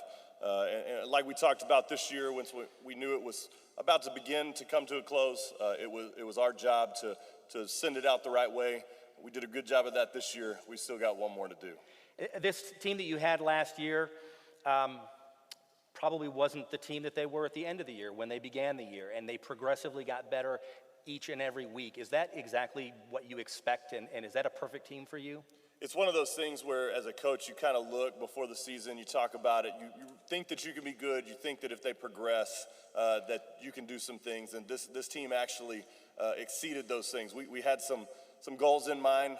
They met every one of them. They showed up every day, and they were just a blessing to coach and to be around all season. They gave us everything they had on August 1st and everything they had on December 6th, and it was just a privilege to coach. And you've said over the course of the season that just a small number of plays could have been the difference between you competing play counts. Yes, sir. Thank you so much, and congratulations, Coach Freeman.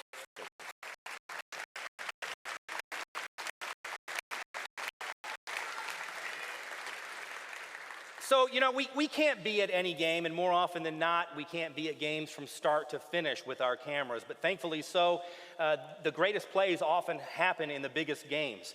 And if by chance we are not there, we're thankful for you, because quite often you'll send us in some video. It's time now to recognize our Play of the Year. The nominees for Play of the Year are the Human Joystick. It's something straight out of a video game, a slant route, a reception, and a spinning hurdle. Hershey's Jamarion Carroll leaving a would-be defender in the dust on a 90-yard touchdown. Take another look as Carroll jumps and spins, ditching his defender and taking off. A 360 hurdle showing off the pinnacle of his playmaking ability. Caden's kick the first half, an untimed down. Abilene Wiley attempting a 39-yard field goal. The kick is up and short. Riders Caden Jones back deep, able to field it at the goal line. What started as defending a field goal turned into an opportunity for points on special teams. Picking up blocks, tiptoeing the sideline, Caden Jones with a house call, a 99-yard kick six. Tolliver flips Ryder into regionals. A stunning feat of athleticism. It looks more like gymnastics than soccer. Ryder's Kendall Tolliver using her flip throw to score a goal in the biggest of moments. The final 5 minutes of a scoreless draw in the regional quarterfinals. Watch closely as the ball is tipped by the keeper off her fingertips and into the back of the net. A game winner in unconventional style, sending the Lady Raiders through to the regional tournament. The nominees for Play of the Year are the Human Joystick, Caden's Kick Six, and Tolliver flips Ryder into regionals. The 2023 Play of the Year goes to Hershey's Jamarion Carroll, the Human Joystick.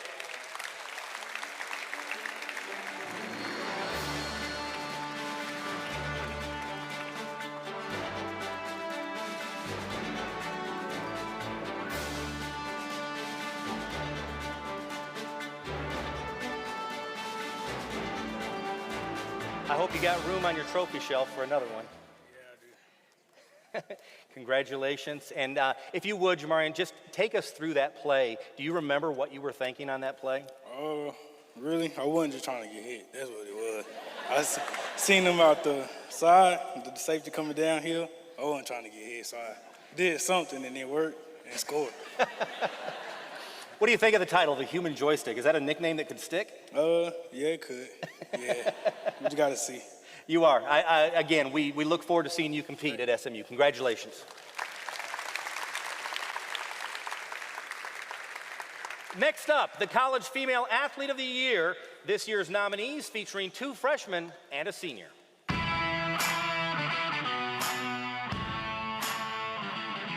The nominees for College Female Athlete of the Year are Jenna Fabella, Vernon College. A freshman on the Lady Shaps softball team, Fabella was an everyday starter. She played third base and batted in the heart of the lineup. Fabella leading the team in home runs with 9, runs batted in with 57, and slugging percentage at .748. Her .415 batting average and .497 on-base percentage were both top 5 on the team. Diamond Griggs, Midwestern State. Playing in all 28 games for the Mustangs women's basketball team, Griggs averaged over 12 points and 8 rebounds per game. After getting her bearings in the first month, the freshman from Waco came on strong in the second half. Her season high was 26 points on 3 different occasions, and she recorded a team-high 10 double-doubles. Griggs was named to the All-Lone Star Conference 3rd team. Jalen Hogue, Midwestern State, a senior on the Mustangs track and field squad. Hogue currently holds 5 program records, 4 of which she set in the last year. During indoor season, Hogue posted a time under 25 seconds in the 200 meters. On the outdoor track, she raced the 100 in 12.13 seconds. Her 400 times are identical, both indoor and outdoor, at 57.13 seconds. She is one of the most decorated track and field athletes in MSU history. The nominees for College Female Athlete of the Year are Jenna Fabella, Diamond Griggs, and Jalen Hogue. And the 2023 College Female Athlete of the Year goes to Vernon College's Jenna Fabella.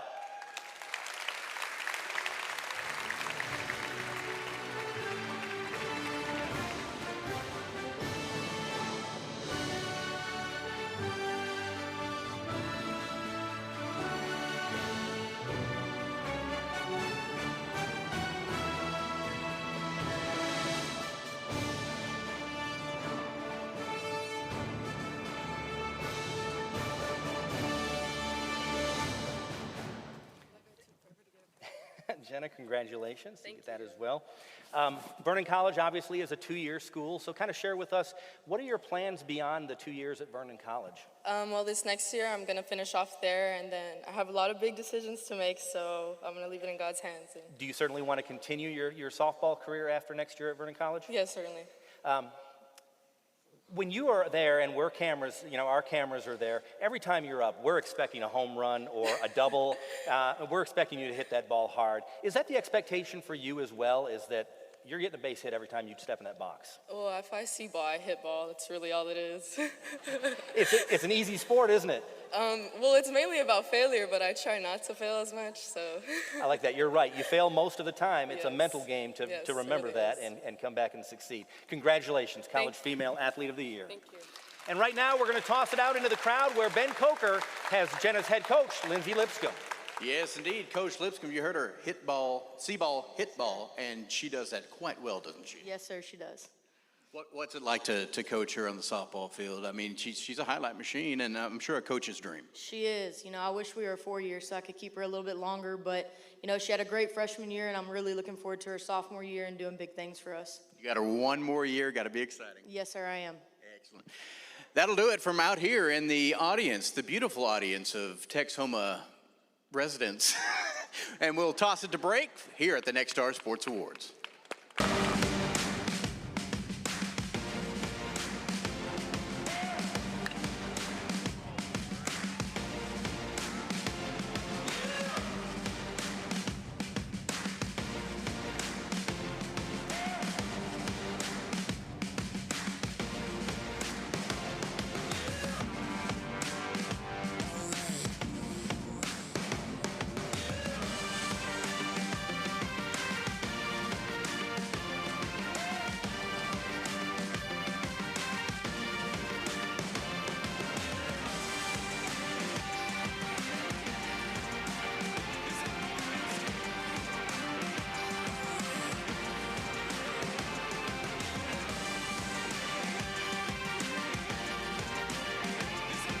These Nexstar Sports Awards highlights are brought to you by Texas State Optical.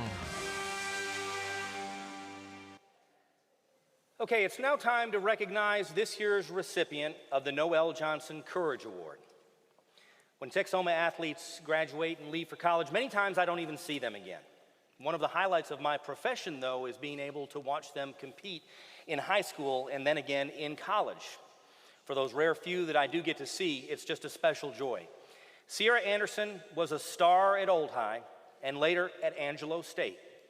And when I would arrive at her games that were played at Midwestern State, she always sought me out to say hi. Not all athletes do that, but that was just Sierra.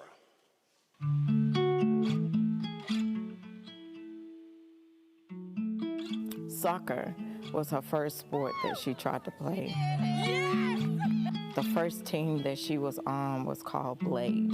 She was about 9 when she started playing soccer, and then when she got to junior high, she decided to play every sport that they would allow her to play. And then once she got to high school, she started out her freshman year trying to play every sport again, but of course they run into each other, so she chose to just stick with soccer.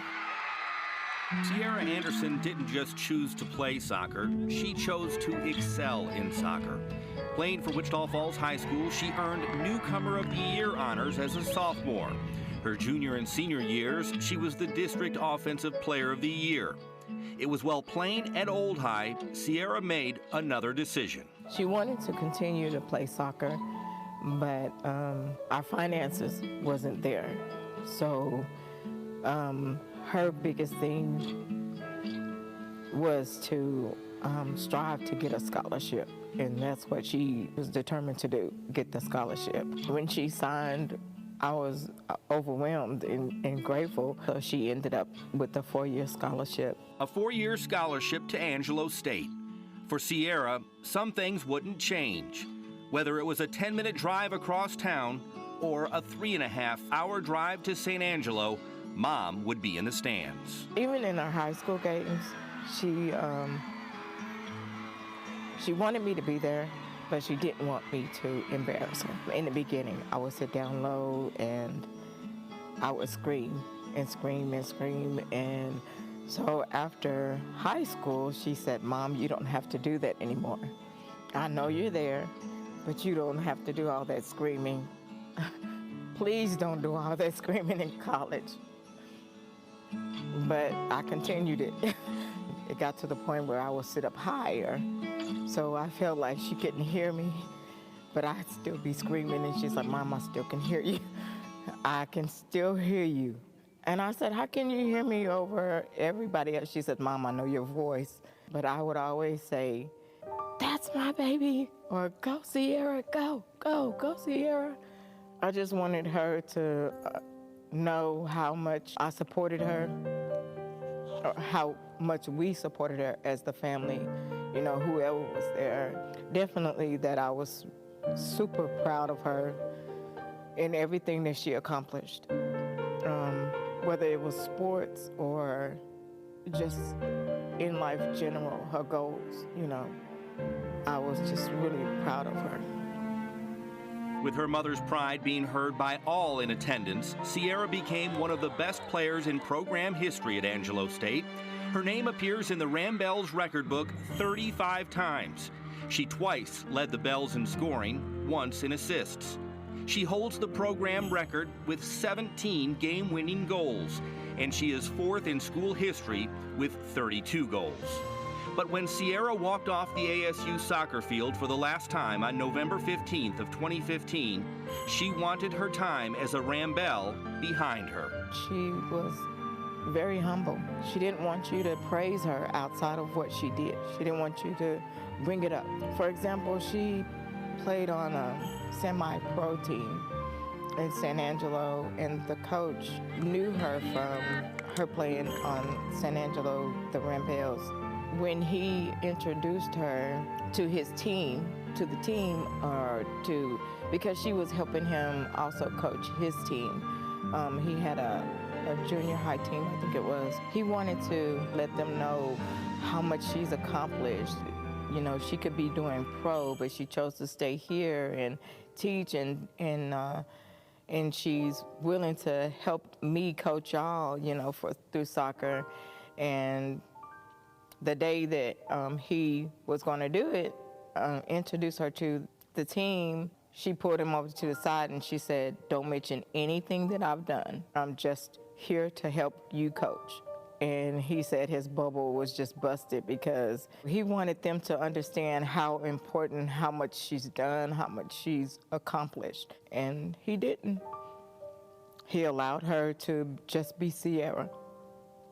Sierra strove to make those around her better, a gift she took into her first grade classroom as a teacher at Austin Elementary in San Angelo. In 2021, she would receive news which brought her back to Wichita Falls. She was diagnosed with breast cancer in 2021. At the time that she was diagnosed, she was a stage 2. She started her treatments, and she had went from a stage 2 to a stage 4 within 2 months. And so began Sierra's treatment, as aggressive as she was on the soccer field. Within 5 days of her first treatment, she started losing her hair. She asked her dad to cut her hair for her, and he did. And of course, he's bald. And so they took a lot of pictures together showing their heads. Fighting the toughest opponent of her life, Sierra often turned to the source of her strength. Her father is very strong. She got that from him, as you can tell. She got that from him. I was the crybaby in the family. I cried for everybody, and she would say that. "Mom, I'm not gonna cry today. I'll let you cry." She told us all the time that she didn't know how to be sick. She didn't know how to show that she was hurting or something was wrong. She was just here. Sierra's battle with cancer came to an end earlier this year on January 28th. She was an amazing young lady that didn't want the credit, but deserved it. She deserved all the praise. Anything that honored her, she deserves it, but she didn't want it. She just wanted to be Sierra.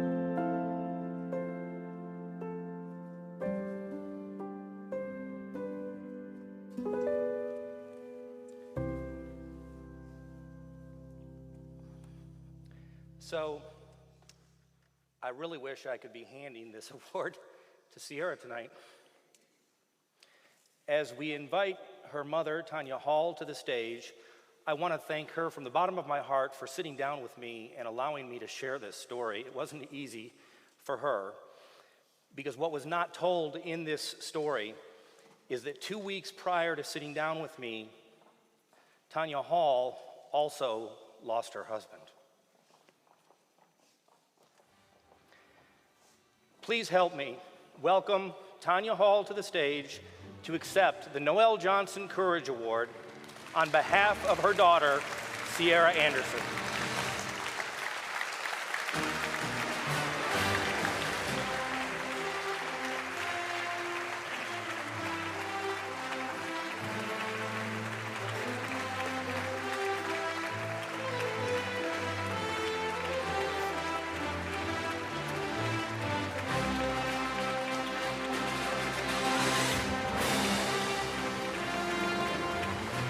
Tanya, is there anything else that you would like to share with our audience here tonight about your daughter, Sierra? Sierra was just an amazing young lady. And her goal pretty much was just to keep everybody happy, laughing. And she was full of life. She was loved by so many people. This is just some of us, friends and family. You have an amazing support system. Yes, sir, I do. San Angelo has become our second family, extended family. Everybody in San Angelo loves Sierra. And everyone in Wichita Falls loves Sierra.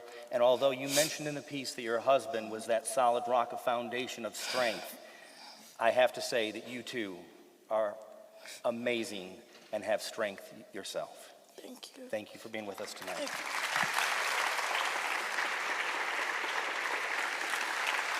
Once again, Tanya Hall.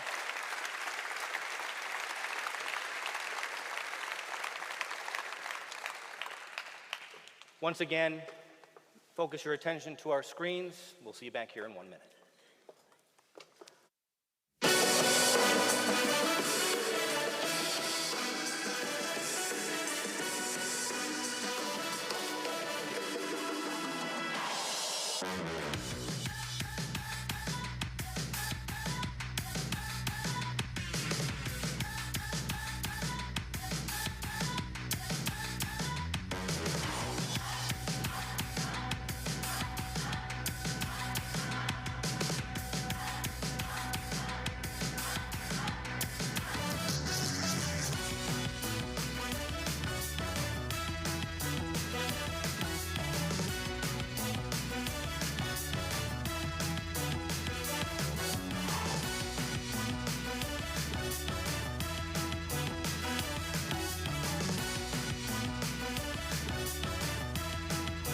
These Nexstar Sports Awards highlights are brought to you by The Ember Shop.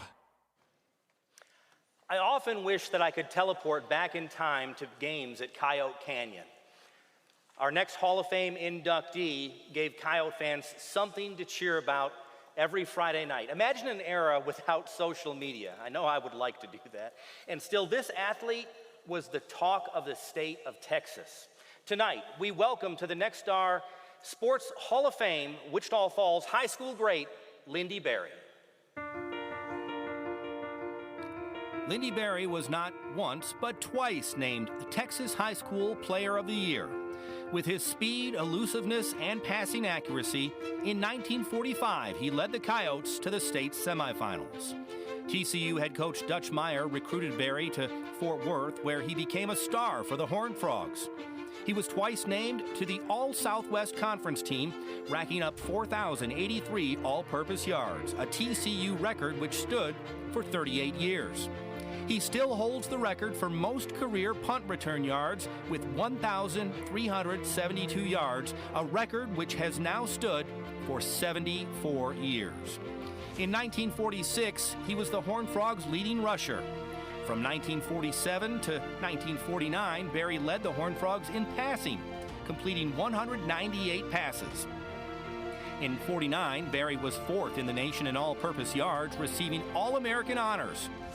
Berry was drafted 89th overall by the San Francisco 49ers, but chose to play professionally in the Canadian Football League for the Edmonton Eskimos. He was named the West Division MVP in 1950, leading the Eskimos to the semifinals of the Grey Cup playoffs. Tonight, we induct Lindy Berry into the Nexstar Sports Hall of Fame. Accepting the honor tonight is Lindy Berry's grandson, Charlie Berry, who made the trip in from Nashville just to be here this evening.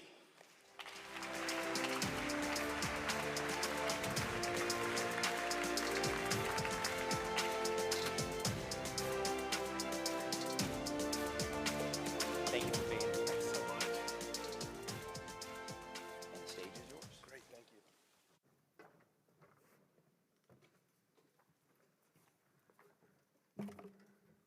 Thanks, Tobin. Thanks, Nexstar. Thank you, God, for the life of Sierra, and God bless you, Tanya. That was amazing.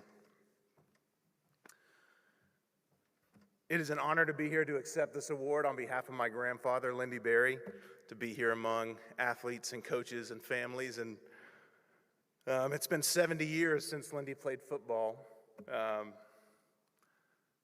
So it's such an honor to be here this long after he played and to recognize his talent and his gifts. Everybody needs a hero, somebody to look to make us believe that anything's possible. Somebody with greatness written so clearly on their life that we look into ourselves hoping to find a little measure of that greatness. Lindy Berry was a hero. He was my hero.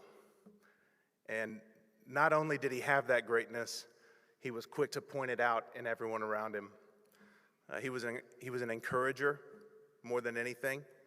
There was nobody better to celebrate a win with or to get reassurance from after a loss. Of course, he's remembered best, especially here, for his accomplishments on the football field, which were many and were covered in that little film. He was a competitor. He was a leader. In his later years, he had to walk with a walker, and he would pick it up and carry it and race me down the hallway, if that tells you anything. He's loyal. He loved Wichita Falls. He was proud to be a Coyote. He loved TCU. He loved his family, and he loved Jesus. Lindy's career almost didn't happen. His parents were afraid that he would get hurt.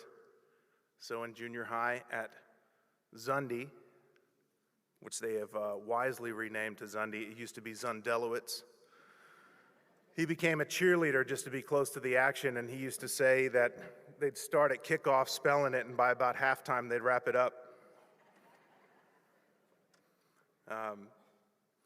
So he made a deal with his parents going into his freshman year. He said, or they said, if you can make the senior team as a freshman, we'll let you play, knowing full well it would never happen.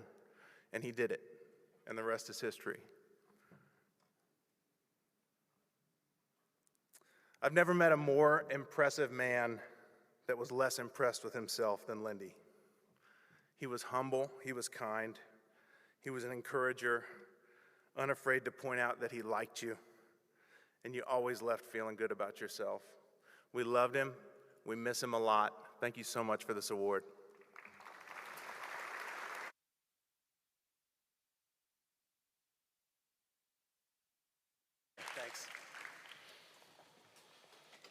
Next up, we recognize the Small School Female Athlete of the Year. Nakona's Avery Kleinhans won this award the first 2 years. She's going to be playing basketball at Texas Women's University this fall. Last year, Holiday's Addie Lindemann took home the award. She's going to be playing softball at Midwestern State in the spring.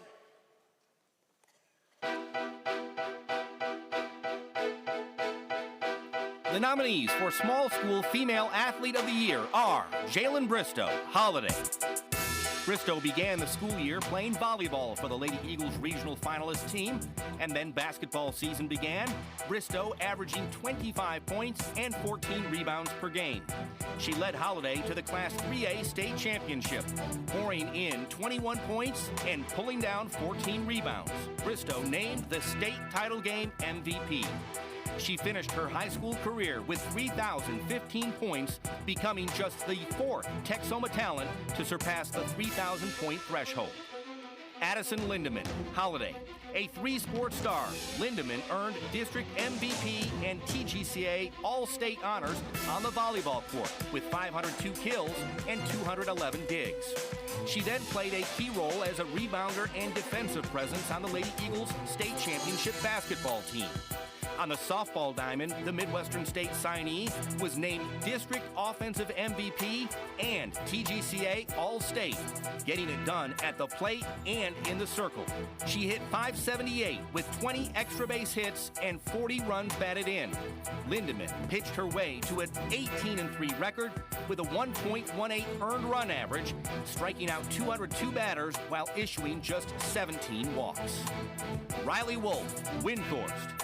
Wolf earned state championship game MVP honors with 24 kills and 17 digs in the Class 2A volleyball title match, a 5-set win over Lindsay. Her all-state season saw her rack up 508 kills, 432 digs, and 254 assists. During basketball season, she averaged 9 points and 5 boards a game. And then came softball season, where Wolf hit .533 with 27 extra base hits, knocking in 54 runs and stealing 15 bases. The nominees for Small School Female Athlete of the Year are Jalen Bristow, Addison Lindemann, and Riley Wolf. And the 2023 Small School Female Athlete of the Year award goes to Holiday's Jalen Bristow. Jalen could not be here with us tonight. She is in Ames, Iowa, preparing for her upcoming season with Iowa State. Thank you for this award. I'm honored to be the Female Small School Athlete of the Year. Thank you to my coaches and teammates, and then obviously my mom, dad, and brothers, and a big shout out to our student section. Thank you. Accepting the award on her behalf, Holiday head coach Derek Wynn.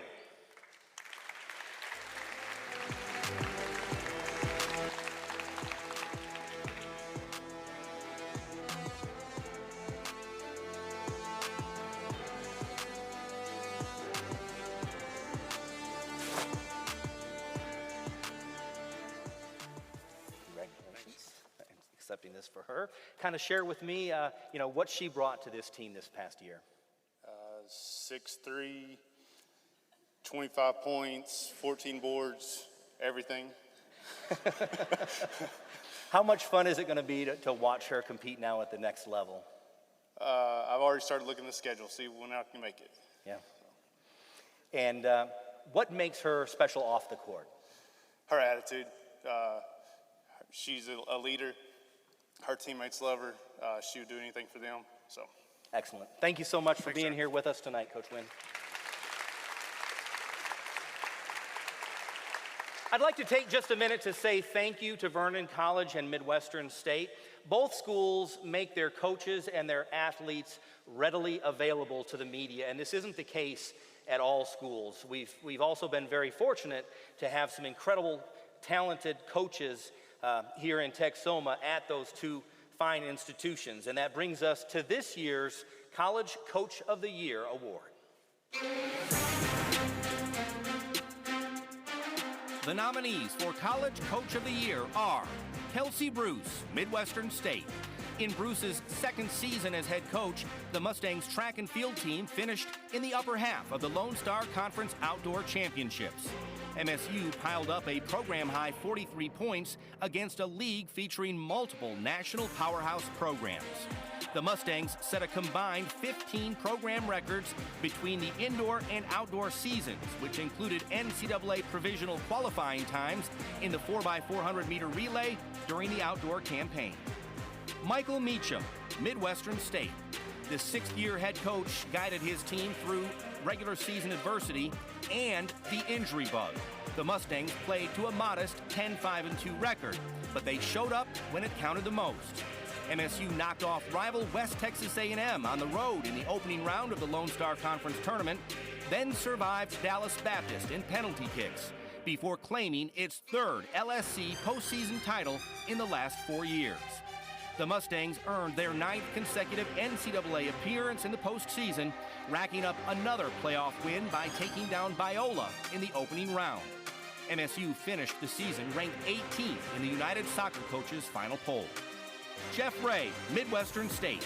In his 17th year as the Mustangs head coach, Ray led the men's golf team to 7 top 3 finishes, including the stroke play title at the Lone Star Conference Championships.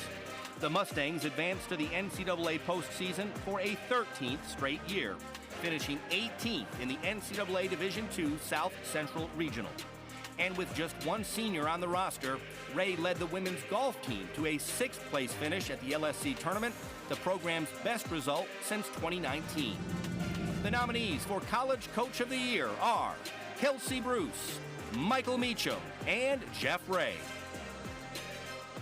And the 2023 College Coach of the Year goes to Midwestern State's Kelsey Bruce.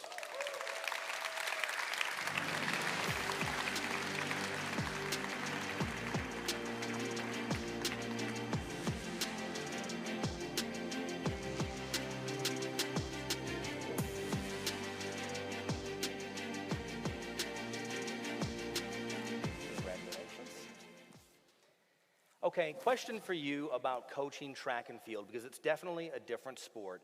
Do you find yourself coaching more mentally or technique? Oh, I mean, they gotta be fit. So both, I guess. And you gotta convince them to get fit. So both. And as we saw in the video, you're still out there doing it. I see you running all the time out in the community. There's a fly up here. Out in the community. Does it help you in the fact that you can still do it? I hope so. I think so, yeah. What was special about the athletes that you have right now on this team and you did this past season? Oh, they're everything. I mean, they're why I love my job. They're fun to work with. I think getting a Coach of the Year award is kind of silly because they do the work, so. So this is a team award then? Yes. Awesome. Well, congratulations. Thank you very much for being here tonight. Congratulations to Kelsey Bruce.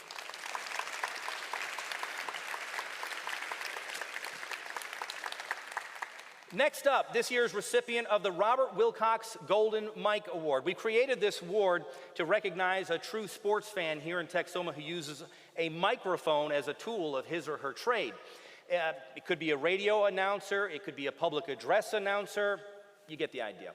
Let's hear from the recipient of the 2023 Robert Wilcox Golden Mike Award.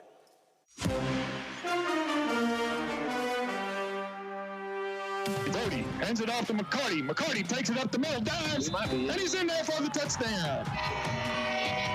Wow, Matthew McCarty, a 2-yard run. His high snap, Brody pulls it down. He's got room to run. He's down to the 5. He's in for the 12-yard touchdown. That's a Brady Armstrong 12-yard run. Taking a tough break, being double teamed. Here's a 3, up and good. Justin Michael with another 3. Big gives it to Daniels. Now in the right corner to Daniel. Daniel fires a 3-pointer. Good! Daniel Mosley with the 3-pointer. How about that? It's on the floor.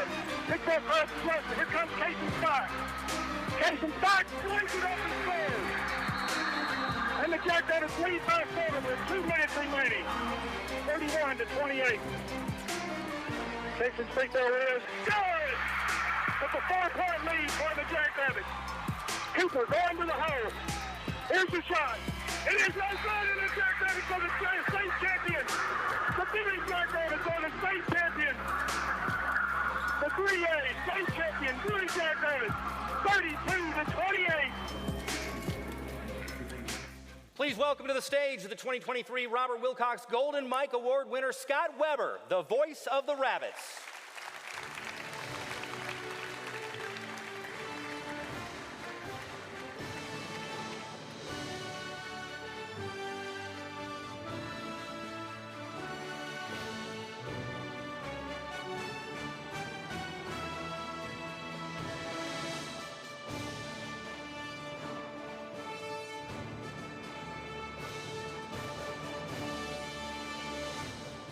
Congratulations, Scott. Surprise.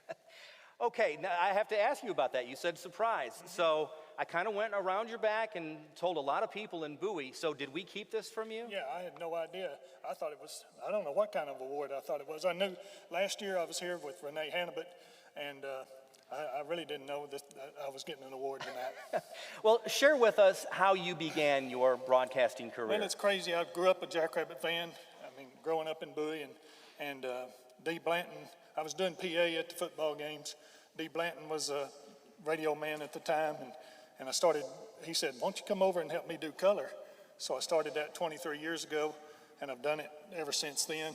He went back to Gainesville, and about 18 years I've been doing it by myself. And I want to thank Brant Ferris. He's moved in football with me, and otherwise baseball and basketball's mine. So. Does it make it a lot easier that you grew up in Bowie? You were a Jackrabbit, that you're more passionate about what you call? I'm the biggest homer there ever was, and I need to apologize to if there's any referees here in the audience out here, because in basketball I make, I'm this all the time, or I'm slamming my fist on the table or something at the referees, and I apologize to any of them here. Well, when you're calling football, you're going to be able to tell Frank Johnson how he does as an official. I've hollered at him anyway, him on the sidelines at Holiday, I've hollered at him many times going, get that coach off the field, that kind of stuff. Excellent, Scott. Congratulations. It's an honor. Thank you very much.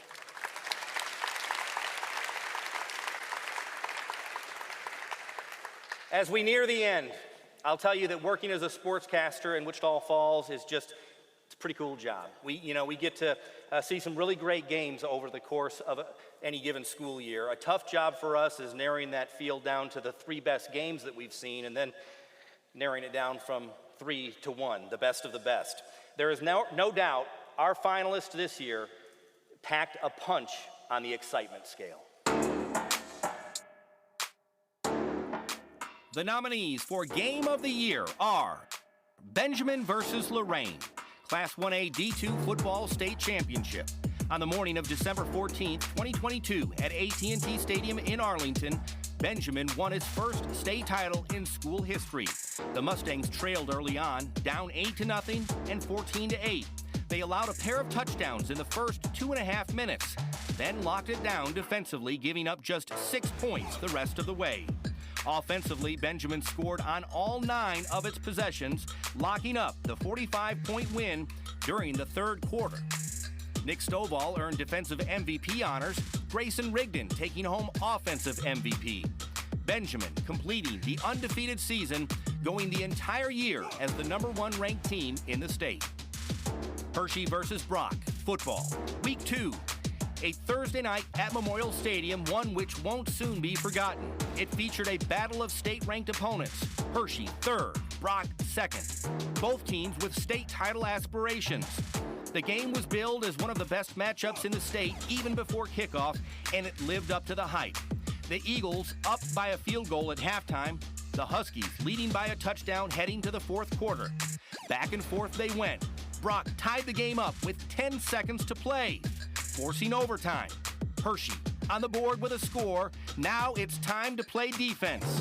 4th down, goal to go, game on the line. Isaiah Flores with a game-sealing interception. Final score, 37-30. The Huskies win. Windthorst versus Lindsay, Class 2A Volleyball State Championship. It tends to be a game of runs, and that held true on November the 16th at the Colwell Center in Garland. The match was back and forth as the teams exchanged set victories, setting up a decisive 5th for all the marbles. Lindsay had the momentum after winning the fourth set, but Windthorst raced out to an early fifth set lead, winning point after point after point. The Trojanettes never trailed in the fifth. It culminated with tournament MVP Riley Wolf smashing home the game-winning kill, earning the program's 14th state championship, the most in Texas state history. Tara Tackett recording 9 blocks, a new Class 2A state tournament record. The nominees for Game of the Year are Benjamin versus Lorraine, Hershey versus Brock, and Windthorst versus Lindsay. And the 2023 Game of the Year goes to the Windthorst Trojanettes for their 2A state championship victory over Lindsay. Please welcome back to the stage the Trojanettes.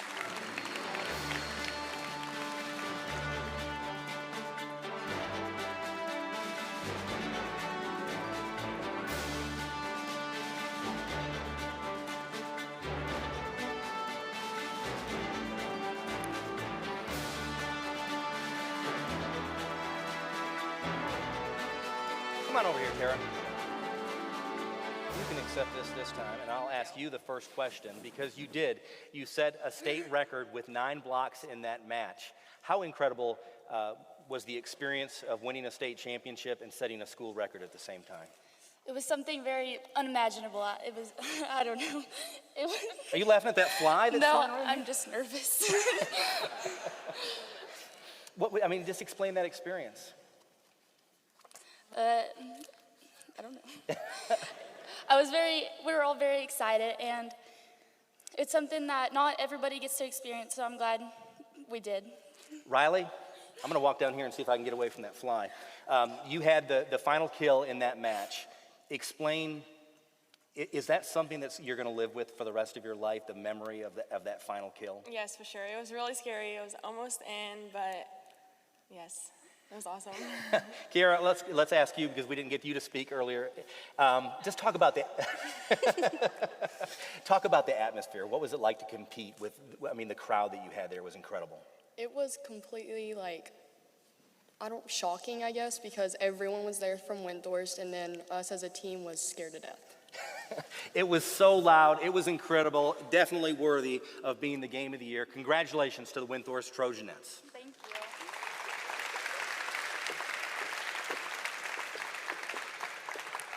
Well, that brings an end to tonight's show. I do want to say a very special thank you to our presenting sponsors, Hamilton Bryan and the YMCA of Wichita Falls. Thank you very much. We couldn't do this without you.